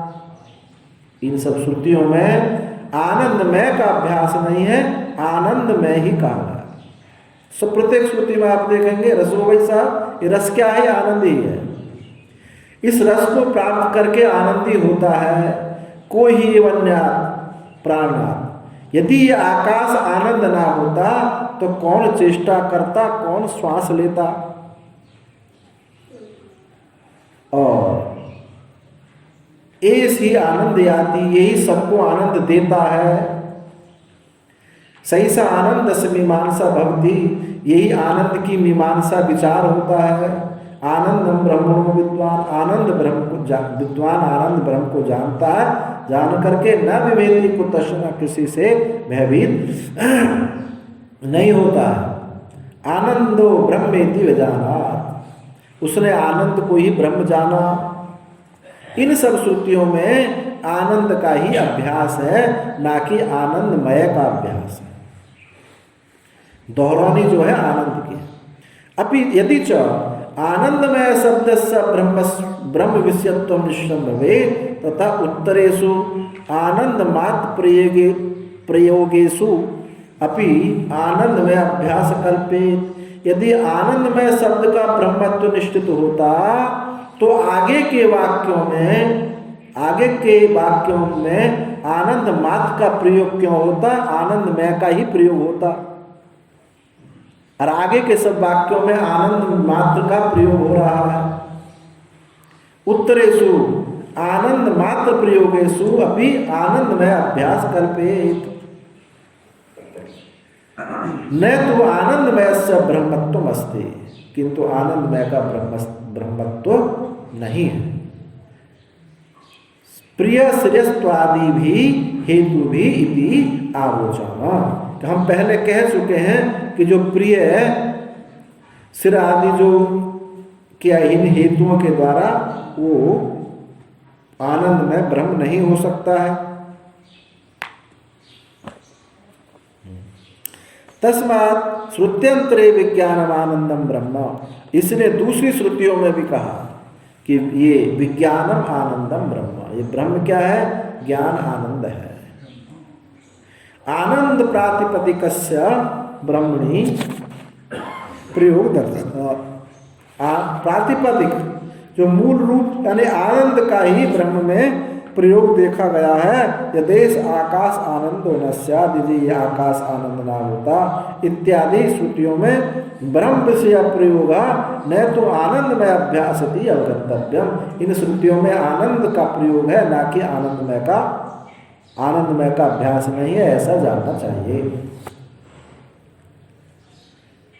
हाँ, और जो यस्तुवयं मडयन्तस्यैव आनंद शब्द से अभ्यास एतम आनंदमयम आत्मानम उपसंक्रामति इति न तस्य ब्रह्म विषयत्वमस्ति। विकार आत्मनाम एव अन्नमयादीनाम अनात्मानाम उपसंकृतव्यानाम प्रवाही पठितत्वात्। यस्तु जो तुमने कहा था मयट प्रत्यय का प्रयोग, मयट का आनंद शब्द का अभ्यास है। ये जो कहा कि मयट अंतस्य आनंद शब्द से अभ्यास है। आनंदमय आत्मानम, अभी श्रुति में क्या है? आनंदमय आत्मानम उपसंक्रामति। ये केवल इस श्रुति में आनंदमय शब्द है, बाकी सब में क्या मिला? आनंद। पहले जो श्रुति बोली थी सब में आनंद था, लेकिन ये जो श्रुति है इसमें मय शब्द का प्रयोग है। एतद आनंदमयम आत्मान उपसंक्रामति। तो जो उपसंक्रामति शब्द है इसको पूर्व पक्षी क्या कहता है? उपसंक्रामति प्राप्त करता है। सिद्धांत क्या, इसका अर्थ क्या कहता है? सिद्धांत उपसंक्रामति यानी बाध करता है। जो इस उपसंक्रामति अर्थ का जब हम, क्योंकि अब जैसे ये तो हमको वो याद नहीं है कि ये शब्द की व्याकरण से कैसे उत्पत्ति हो रही है, पर ये इस शब्द से, दोनों वाक्यों से ये सिद्ध हो रहा है कि उपसंक्रामति व्याकरण से प्राप्ति अर्थ में भी सिद्ध होता है और उपसंक्रामति शब्द व्याकरण से ही बाद अर्थ में भी सिद्ध होता है। तो पूर्व पक्षी इसका अर्थ प्राप्त अर्थ ही में लगाता है।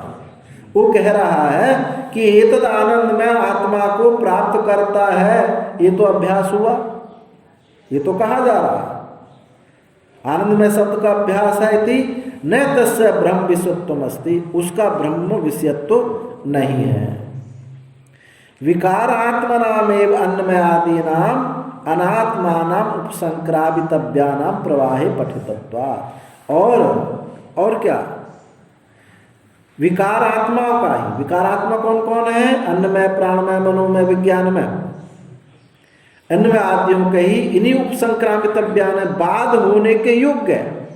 बाध होने के योग्य जो विकार हैं उसी प्रभाव में आनंद में भी पढ़ा गया है, इसलिए ये ब्रह्म नहीं हो सकता।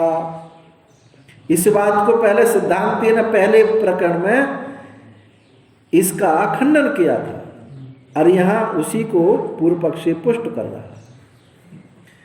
उपसंक्रामितव्या जो बाद के योग्य है उसी प्रभाव में आनंद में पढ़ा गया, इसलिए ये इसको अलग अर्थ में मत जोड़िए।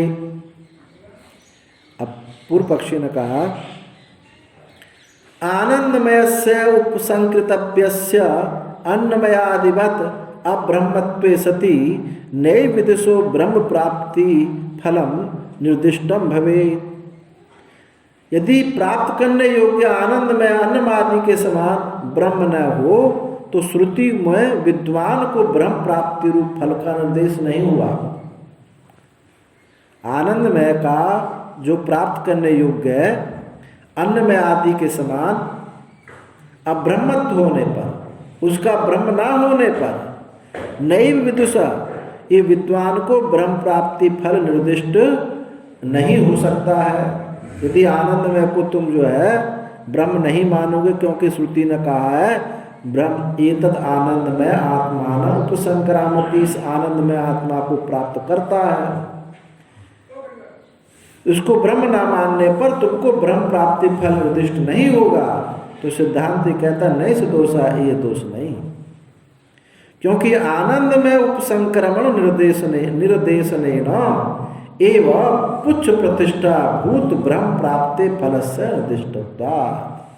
वो कहते हैं, अब वो एक ही शब्द में एक उसका प्राप्ति अर्थ लगा रहा है, एक उसका बाद अर्थ लगा रहा है। तो इन्होंने क्या कहा? आनंद में उपसंक्रमण निर्देश, आनंद में उपसंक्रमण निर्देश से, उपसंक्रमण निर्देश माने बाद निर्देश, बाद के निर्देश होने से आनंद में बाद है, हो रहा है, इसलिए पुच्छ प्रतिष्ठा भूत जो ब्रह्म सिद्ध वस्तु ब्रह्म है उसकी प्राप्ति का फल निर्दिष्ट हुआ है, उसी से ही ब्रह्म प्राप्ति फल मुक्ति प्राप्त होगी।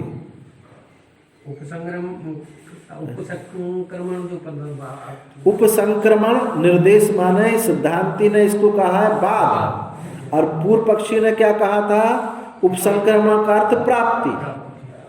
वो कहता आनंदमय को प्राप्ति, श्रुति ने कहा एतद आनंदमय आत्मान उपसंक्रामति, इस आनंदमय आत्मा को जो प्राप्त करता है तो उसको मुक्ति होगी, मोक्ष होगा उसको।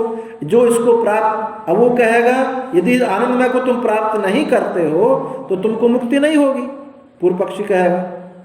असिद्धांति कहता है इसका अर्थ ये नहीं, हम कहते हैं आनंदमय का जब बाध करोगे तब ब्रह्मपुच्छम प्रतिष्ठा, अंतिम वाक्य क्या है? ब्रह्मपुच्छम प्रतिष्ठा, तब ब्रह्म में प्रतिष्ठित हो गए, इसका बाध करना चाहिए तुमको आनंदमय का। आनंदमय का तो उसने बाद अर्थ लिया है, उसने प्राप्ति अर्थ लिया। तदपि से श्लोक कहा, क्योंकि वहाँ ये श्लोक है। हम यदि आगे ये मंत्र नहीं होते तो मान सकते थे कि आनंद में ब्रह्म है। हम तब आनंद में ब्रह्म ऐसा मान लेते, परंतु अब तो हम आनंद में कोश ही मानेंगे। क्यों मानेंगे?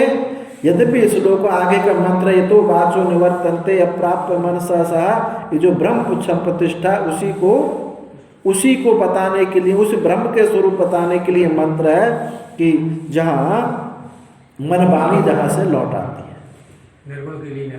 हाँ, निर्गुण के इत्यादि से प्रपंच मानत्वात् उसी का यहाँ विस्तार हुआ है। ये या तो आनंदमय सन्निधाने स्वकाम्यत बहुश्याम प्रजायति इति इयं श्रुति उदाहृता स ब्रह्म पुच्छम प्रतिष्ठा इति अनेन सन्निहितरेण ब्रह्मणा संबध्यमाना न आनंदमय से ब्रह्मता प्रतिबोधयति। किंतु जो आनंदमय के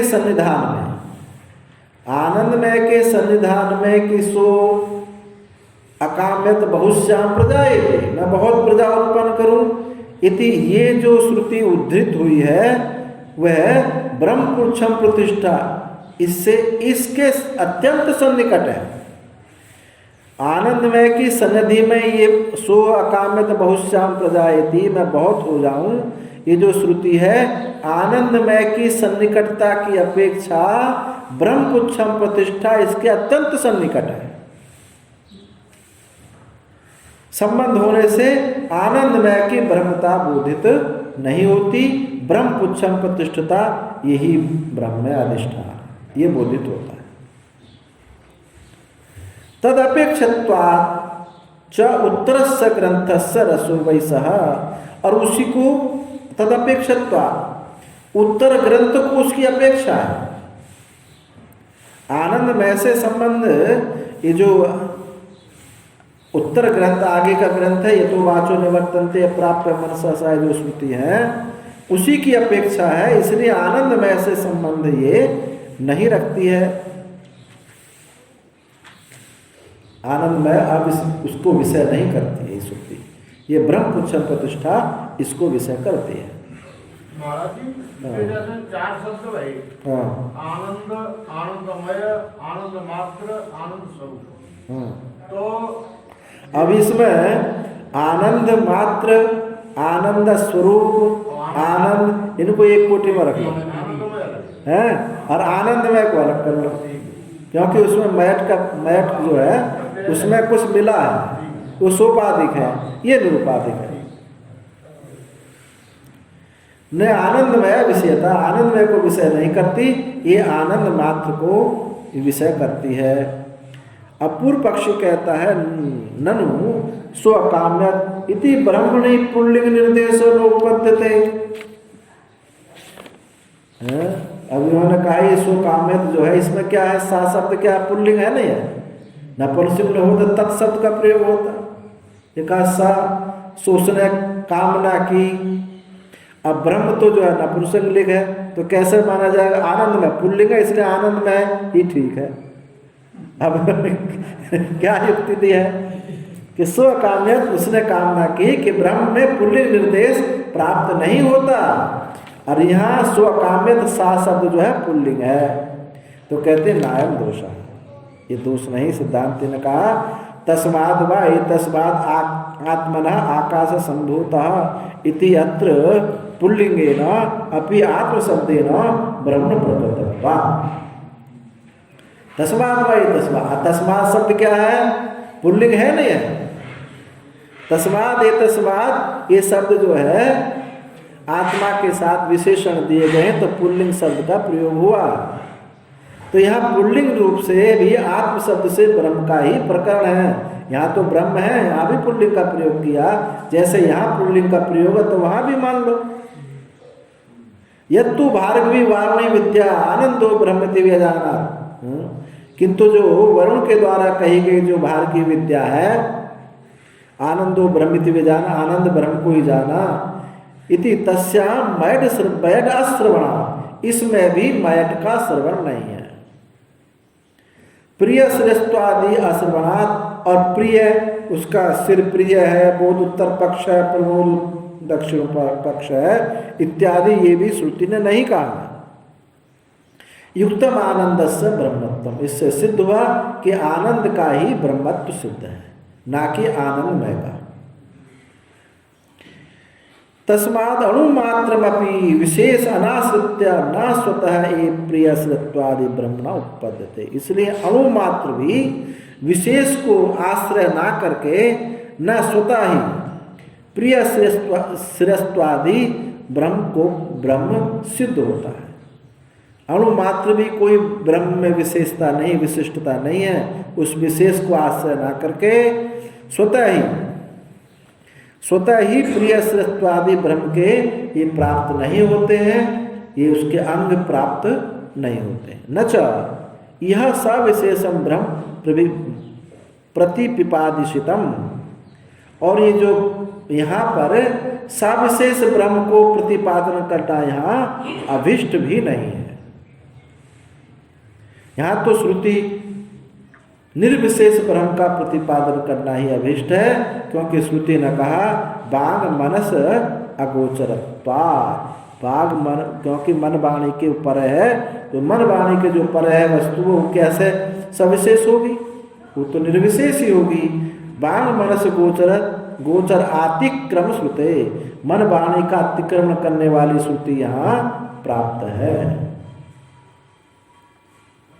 तस्मात् अन्नमयादिषु इव आनंदमयेपि विकारार्थ एव मयट विज्ञेयो न प्राचुर्यात्, इसलिए अन्नमय आदि की तरह जैसे अन्नमय विकार अर्थ में है, ऐसे ही आनंदमय भी विकार अर्थ में ही है। यहाँ विकार आनंदमय में भी मयट प्रत्यय विकार अर्थ में ही यहाँ जानना चाहिए, ना कि प्राचुर्य अर्थ। प्राचुर्य अर्थ में नहीं, अधिकता।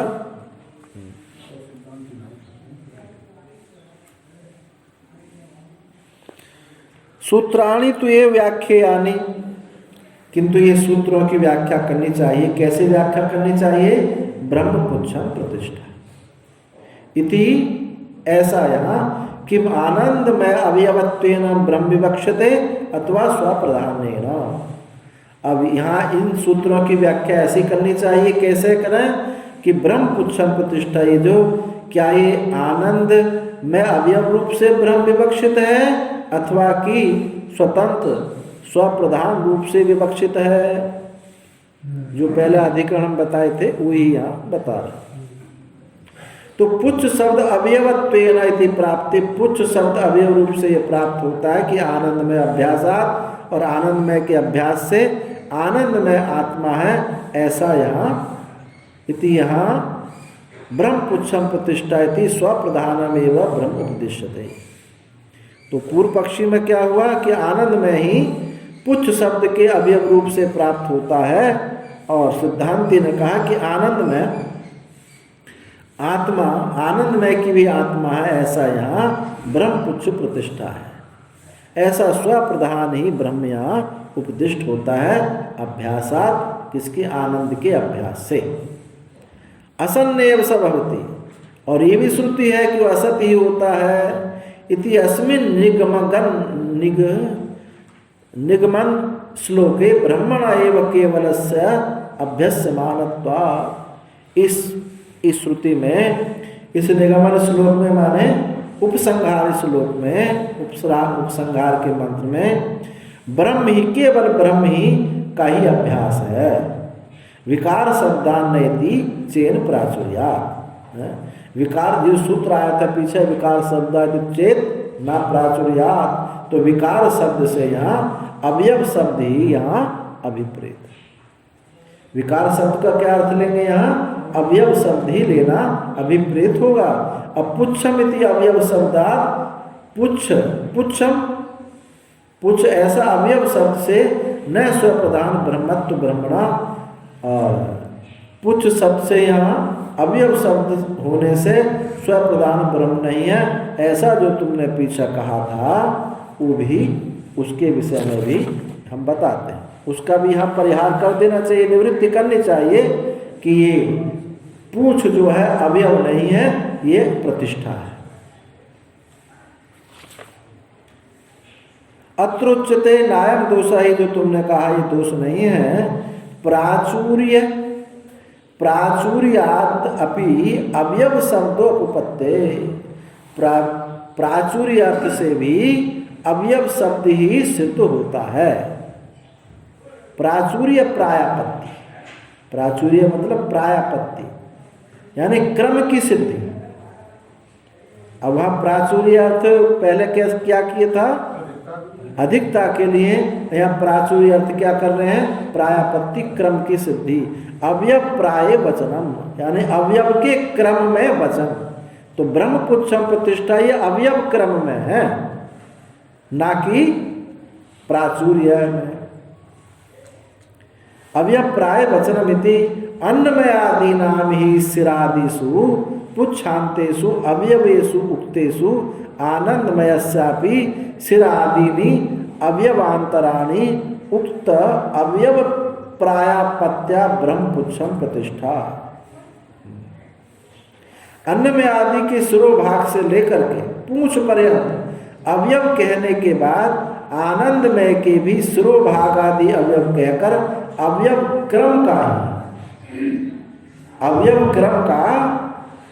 क्रम का ज्ञान ही कराने के लिए क्या कहा गया है, ब्रह्मपुच्छम प्रतिष्ठा। ये अवयव के क्रम को ज्ञान कराने के लिए कहा गया, ना कि अंग के रूप में कराया गया है, क्रम के रूप में। अवयव की क्रम की अपेक्षा से जो क्रम की अपेक्षा से ये ब्रह्मपुच्छम प्रतिष्ठा ऐसा कहा गया है, ना कि अंग का अवयव अंग के रूप में निरूपण नहीं है।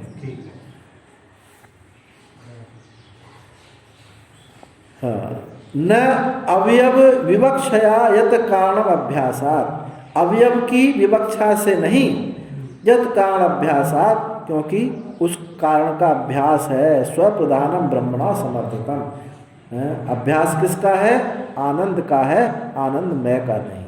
कारण शब्द जो यहाँ ब्रह्म के लिए आया है, यत कारण अभ्यासात। हाँ, यत कारण अभ्यासात, ये कारण ब्रह्म के लिए, उस जो ब्रह्म है उसके अभ्यास से, कारण ब्रह्म यानी आनंद, कारण शब्द ही आनंद लो, आनंद के अभ्यास से स्वप्रधानम ब्रह्मणा समर्थितम, वह स्वप्रधान ब्रह्म का ही समर्थित है, उसी में समर्पित हुआ है। तद हेतु विपदेशाच, और जो पीछे सूत्र आया था हेतु विपदेश, हेतु विपदेश जो आया था, सर्वस्व च विकार जातस्य आनंदमयस्य कारणत्वेन ब्रह्म विपदिश्यते, और संपूर्ण विकार समूह का आनंदमय का कारण रूप से ब्रह्म विपदेश होता है। इस आनंद में तो संपूर्ण विकार समूह आनंद में, इसका कारण कौन है, ब्रह्म है। कैसे कारण है, इदम सर्वम अजयत, इदम सर्वम असृजत, यदिदम किंच, जो कुछ भी है, यदिदम किंच, जो कुछ भी है ये सब उसी से उत्पन्न हुआ है। अनच कारण सत ब्रह्म स्विकारस्य आनंदमयस्य मुख्या वृत्त्या अवयव उपपद्यते, और जो ब्रह्म कारण होकर के, कारण सत ब्रह्म स्विकारस्य आनंदमयस्य मुख्य वृत्ति से, जो कारण होकर के अपने विकार आनंदमय का मुख्य वृत्ति अवयव उसका सिद्ध नहीं हो सकता। ब्रह्म कारण होकर के मुख्य वृत्ति से अपने विकार आनंदमय का अवयव सिद्ध हो नहीं हो सकता। जो कारण का कार्य मुख्य कैसे हो सकता है, कारण ही मुख्य होगा। और अपराणी अपि सूत्राणि, दूसरे सूत्र भी यथा संभवम पुच्छ वाक्य निर्दिष्टस्यैव ब्रह्मण उपपादकानि द्रष्टव्यानि, इसलिए दूसरे सूत्र भी यथा संभव पुच्छ वाक्य निर्दिष्ट ब्रह्म का ही उपादकान, उसी का ही उपादन करते हैं, उसी की ही सिद्धि करते हैं। जितने सारे सब सूत्र थे यही सिद्ध करते हैं कि ये ब्रह्म ही आनंद मात्र ही ये ब्रह्म है, आनंदमय ब्रह्म नहीं है, आनंदमय तो ये जीव है। तो ये आनंद में अभ्यासात, इससे ये अधिकरण यहाँ समाप्त हुआ।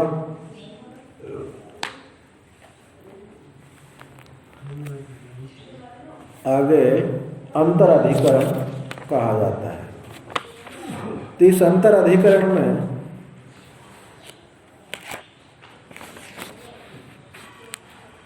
अधिकरण हुआ, इसमें जो विचार किया जाएगा, अथा यही स्वंतरादित्य हिरणमया पुरुषादृश्यते हिरण संश्रु हिरण्य केशा प्रणखात सर्वम एव सुवर्ण तस्य यथा कप्यासम पुंडरीकम एवं अक्षणी तस्योदिति नाम सही सर्वेभ्यः पाप्यः उदिता उदेति हा वै सर्वेभ्यः पापेभ्यः एवं वेद। इस श्रुति पर इसमें विचार किया जाएगा। अब ये जो श्रुति है ये क्या बताती है कि इस आदित्य में जो हिरण्यमय पुरुष दिखाई देता है, जिसकी सोने की दाढ़ी है, सोने की ही मूछ है, हिरण्यमय संश्रु, वो जो पुरुष है सोने की दाढ़ी मूछ वाला है, नाखून से लेकर सिर तक सब सोने जैसा है, वो सोना ही है। उसका जो कप्यास है पुंडरीकम एव अक्षणी तस्य यथा कप्यासम पुंडरीकम अक्षणी, उसकी आँख कैसी है, कप्यास की तरह है, बंदर के नितंब की तरह है। बंदर का नितंब कैसे होते हैं, लाल, उसकी तरह है। और उसका उत नाम है और वो सब पापों से रहित है। अब एक बात और कह दी, सब पापों से रहित है। सर्वेभ्य पापेभ्य या एवं वेद, जो इन सब पापों से रहित जो जानता है। अभी श्रुति में क्या लगता है कि ब्रह्म के दाढ़ी मूछ है, सोने का है, ऐसा सब वर्णन आ रहा है। तो इसी को आधार मान करके पूर्व पक्षी कहा कि इसमें संदेह क्या होता है कि हिरण्यमय पुरुष कोई देवता है अथवा ये ब्रह्म है। ये जो अब शुरू में बताए थे कि प्रथम पाद में अस्पष्ट ब्रह्मलिंग बताए हैं कि जहाँ लिंग स्पष्ट नहीं हो रहा है, अर्घ्य ब्रह्म के विषय में है, तो वो यहाँ विचार किया गया। तो यहाँ जो लिंग दिखाई दे रहे हैं ये स्पष्ट नहीं मालूम पड़ रहे, चिन्ह जो है, तो उन्हीं चिन्हों पर यहाँ विचार करना है कि हिरण्यमय पुरुष देवता है अथवा ये परमेश्वर का वर्णन है। तो पूर्व पक्षी ने कहा कि ये तो भाई किसी देवता का वर्णन है। उसके ऐश्वर्य की सीमा, उसका आधार और रूप, नाम भी है, रूप का वर्णन किया, आधार का वर्णन किया है, और उसका नाम उत नाम है, उसका उत नाम वाला। तो इस कारण जो है ये कोई पुरुष जो है देवता ही कोई है, परमेश्वर नहीं हो सकता, क्योंकि परमेश्वर तो ऐश्वर्य की उसकी सीमा नहीं है, उसका कोई आधार नहीं है, उसके कोई रूप नहीं है, उसका कोई नाम नहीं है। तो ये पूर्व पक्षी कहता है कि ये कोई देवता विशेष है। सिद्धांति ने कहा कि नहीं, श्रुति में वह सर्वात्म एवं सर्प पाप शून्य कहा है। बाद में क्या कहा था कि वो सब पाप से, वो सर्वात्मक है, सबका आत्मा है और सब पापों से रहित है। तो ये लक्षण तो किसी देवता में, किसी जीव में लक्षित नहीं हो सकता, ये तो ब्रह्म में ही लक्षित होता है। हिरण्यमय पुरुष परमेश्वर ही है, क्योंकि सर्वात्मक है, सर्व पाप से रहित है। और यद्यपि जो मर्यादा सुनी गई है इसमें, उसके ऐश्वर्य मर्यादा वो साक्षात ईश्वर में नहीं है, वो तो उपाधि से युक्त है। उपाधि के कारण उसमें ऐश्वर्य मर्यादा सुनी गई है, वस्तुतः वहाँ ऐश्वर्य मर्यादा भी नहीं है। तो इसमें ऐसा विचार किया गया इस अधिकरण में। तो इसमें संगति क्या है कि पूर्व अधिकरण में ब्रह्म पद, आनंदमय पद और आनंद का अभ्यास, ये सब इन तीनों प्रमाणों से तथा अन्य प्रमाणों से, जैसे निर्गुण ब्रह्म है, इन प्रमाणों से ये बात वहाँ सिद्ध हुई थी। ऐसे ही अन्य प्रमाणों से, जैसे निर्गुण ब्रह्म का निर्गुण जैसा वर्णन वहाँ किया गया, ऐसे ही यहाँ रूपवत्वादि प्रमाणों से, जीव हिरण्यमय आदि से, ये पूर्व अधिक उसी जैसे वहाँ ये बताया गया था कि आनंदमय पद है, ब्रह्म पद है, इनकी से निर्गुण ब्रह्म की सिद्धि हुई थी, ऐसे ही वैसे ही यहाँ रूपत्वादि प्रमाणों के द्वारा जीव हिरण्यमय है, ऐसा पूर्व अधिकरण से इस अधिकरण की दृष्टांत संगति है। उन हेतुओं से वह निर्गुण बताया गया, इसी हेतु से यहाँ उसको सगुण सोपाधिक बताया गया है, तो दृष्टांत संगति यहाँ सिद्ध होती है।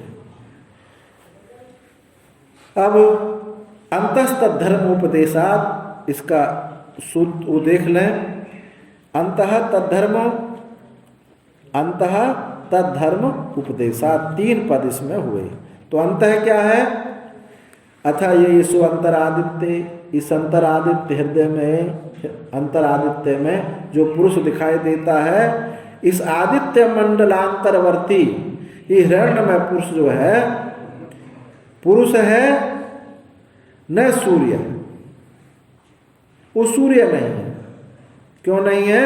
तद धर्म उपदेशा, वहाँ धर्म अपहत पापमा आदि धर्म जो है ब्रह्म के यहाँ उपदेश हुए हैं, इसलिए ये सूर्य आदि देवता सिद्ध नहीं हुआ। अब भाष्य देखो, थोड़ा समय रहा है उसे।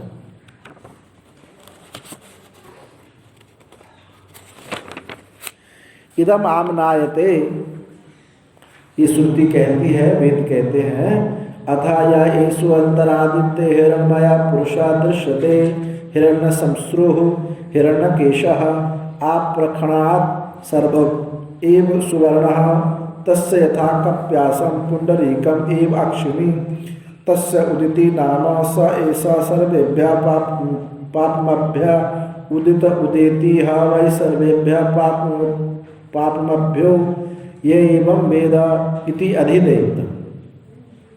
ये अधिदेव का वर्णन किया है। और अध्यात्म क्या है?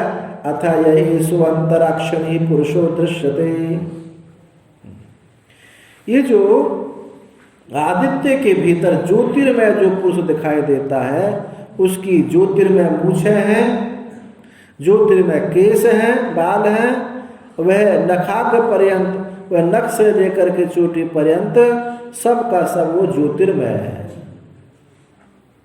और भी कहा तस्य या कप्यासम, जो कप्यास है, कप्यासम कपि आसते इति कप्यास, कपि जिस पर बैठता है, कपि का जो आसन है, बंदर के पुच्छ भाग अर्थात बंदर के नितंब, जैसे पुंडरीक अक्षिणी, वो कैसा है? पुंडरीक, कमल कैसा हो? कमल के सदृश। अक्षिणी ऐसे कमल के सदृश, ऐसे कप्यास कमल के सदृश जिसकी आंखें हैं लाल लाल, उसका उत नाम है, वह सब पापों से रहित है। ऐसा सब पापों से रहित है, ऐसा जो जानता है, इस विषय में ये तो हुआ अधिदैव। और अध्यात्म में भी, अब नेत्र में ले लो, एसो अंतरक्षणी पुरुषो दृश्यते, आंख में जो पुरुष दिखाई देता है। अब यहाँ ये संशय होता है, अब जो आंखों, जैसे पहले वर्णन अध्यात्म में किया, यदि कुछ छूट गया हो अक्षिणी में, तो उसका यहाँ अतिदेश कर लेना चाहिए, अतिदेश वहाँ किया जा सकता है। तो तत्र संशय, यहाँ संशय होता है, किम विद्या कर्म अतिशय वसात प्राप्त उत्कर्ष कश्चित संसारी भूमंडले चक्षुषी उपास्यत्वेन श्रूयते किंबा नित्य सिद्ध परमेश्वर इति।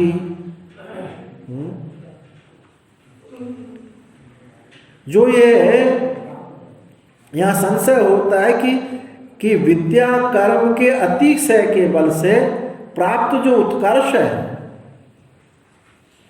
प्राप्त उत्कर्ष वाला कोई संसारी सूर्य मंडल में और चक्षु में, नेत्र में उपास्य रूप से श्रुति कहती है, अथवा कि नित्य सिद्ध परमेश्वर को बताती है, ये संदेह है। तो किम तावत प्राप्त, क्या प्राप्त हुआ, किसको मान लें? तो कहते हैं संसारिति, संसारिति, उसको संसार ही मानना चाहिए। क्यों मानना चाहिए? कुतः क्यों? रूपवत तो श्रवणात्, उसका रूप सुना जाता है। आदित्य पुरुषे तावत हिरण्य समसु इत्यादि रूपम उदाहृतम। आदित्य पुरुष में उसकी दाढ़ी, मूछ है, नाम है, रूप, ये सब सुना जाता है। इसलिए अक्षी पुरुषे भी, और अक्षी पुरुष में, नेत्र पुरुष में भी तदेव अतिदेशेन प्राप्यते, वही अति देश से वहाँ प्राप्त होता है। तस्य एतस्य तदेव रूपम यदमुस्य रूपम, उसका जो रूप है वही इसका भी रूप है। इसको बोलते हैं अतिदेश। जो कहीं और वस्तु है उसको यहाँ भी रख लेना। इसको मीमांसा में क्या कहा है? प्रकृतिवत विकृति कर्तव्या। जो प्रकृति याग में जैसा वर्णन है, प्रकृति याग में जैसी सब चीज़ वहाँ मौजूद है, ऐसे विकृति याग में भी करनी चाहिए। भले ही वहाँ संपूर्ण अंग उसमें श्रुति में नहीं कहे गए हों विकृति याग में, पर प्रकृति याग में संपूर्णता से कहे जाते हैं। तो वहाँ जो अंग कोई छूट भी गया हो तो भी ऐसा नहीं समझना चाहिए कि उसको छोड़ दिया जाए। नहीं, प्रकृति याग के समान उसको भी विकृति याग में कर लेना चाहिए। तो ऐसे ही यहाँ जो आदित्य पुरुष में जो वर्णन किया गया, उसके नाम का, रूप का, वो वर्णन हमको अक्षी पुरुष में भी अतिदेश कर लेना चाहिए।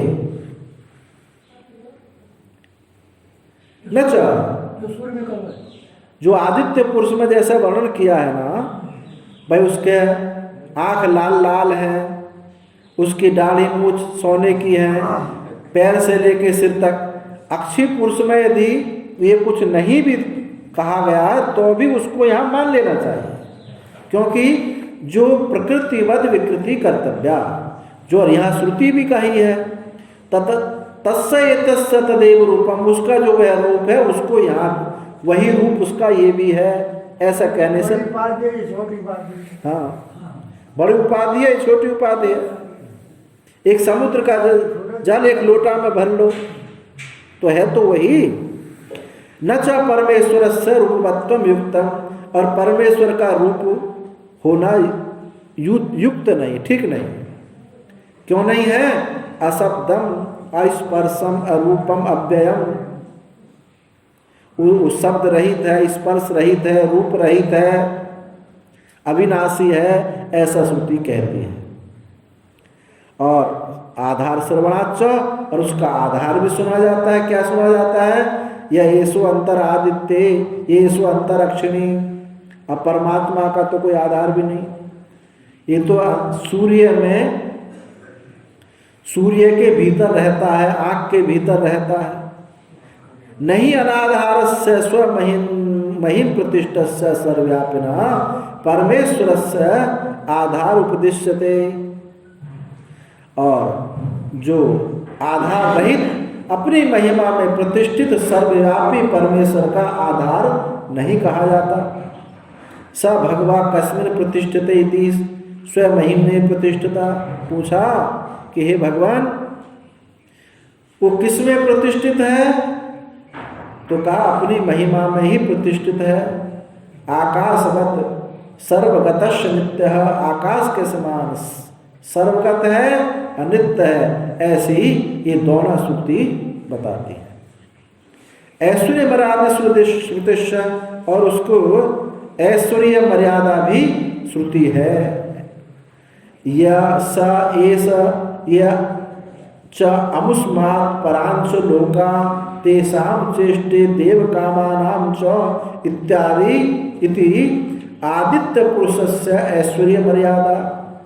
क्या मैं ऐश्वर्य मर्यादा क्या है कि जो आदित्य पुरुष है और ये अक्षी पुरुष जो है इनके विषय में कहा कि ब्रह्म आदित्य कि वो जो अमुष्मात् परांश लोका, ये जो लोक हैं इनका, इन लोगों का वो शासन करता है। इष्टे देव कामानाम, इन देव लोगों की जो कामना है इन पर, देव लोगों पर भी वो शासन करता है। इत्य आदित्य पुरुष की मर्यादा सुनी गई है। और वह ये एतस्माद् अर्वाचीन लोक तेषां चेष्टे मनुष्य कामान। और अक्षी पुरुष में क्या है? अक्षी पुरुष में इस नीचे के लोगों को अर्थात मनुष्य की कामनाओं को वो शासन करता है। तो ऐश्वर्य मर्यादा भी वहाँ अक्षी पुरुष की सुनी गई है। न च परमेश्वरस्य मर्यादा ऐश्वर्य ऐश्वर्यदम युक्तम, और परमेश्वर की मर्यादा और ऐश्वर्य वो नहीं सुना गया है। वो तो अनैश्वर्य, उसकी मर्यादा नहीं है। होगा ये सर्वेश्वर, एस भूताधिपति, एस भूतपाला, एस श्रुति विधरणा, एसाम लोकानाम असंभेदाय इति विशेष श्रुति। तो ये जो परमेश्वर है ये तो सर्वेश्वर का स्वामी है, भूताधिपति, समस्त भूतों का अधिपति है। ये भूतपाल है, सबका पालन करने वाला है। ये सेतु है यानी बांध है। क्यों है? ऐसाम लोकानाम संभेदा, इन लोगों का आपस में संभेद मिश्रण ना हो जाए, ये जल में पृथ्वी डूब ना जाए, इसकी मर्यादा करने के लिए वो बांध के समान है इत्यादि श्रुति। इसलिए तस्मात् न अक्षी आदि अन्योत्तर परमेश्वर इति। तो इससे तस्मात् इसलिए अक्षी और आदित्य में क्या अंतः परमेश्वर है, ये बात सिद्ध नहीं होती। ये सिद्ध हुआ कि हाँ, ये सिद्ध हुआ कि आँख और आदित्य के भीतर पुरुष परमेश्वर नहीं है, कोई देवता है, परमेश्वर नहीं सिद्ध होता। तो ये पूर्व पक्षी यहाँ तक रहा। और सिद्धांति कल विचार करेंगे।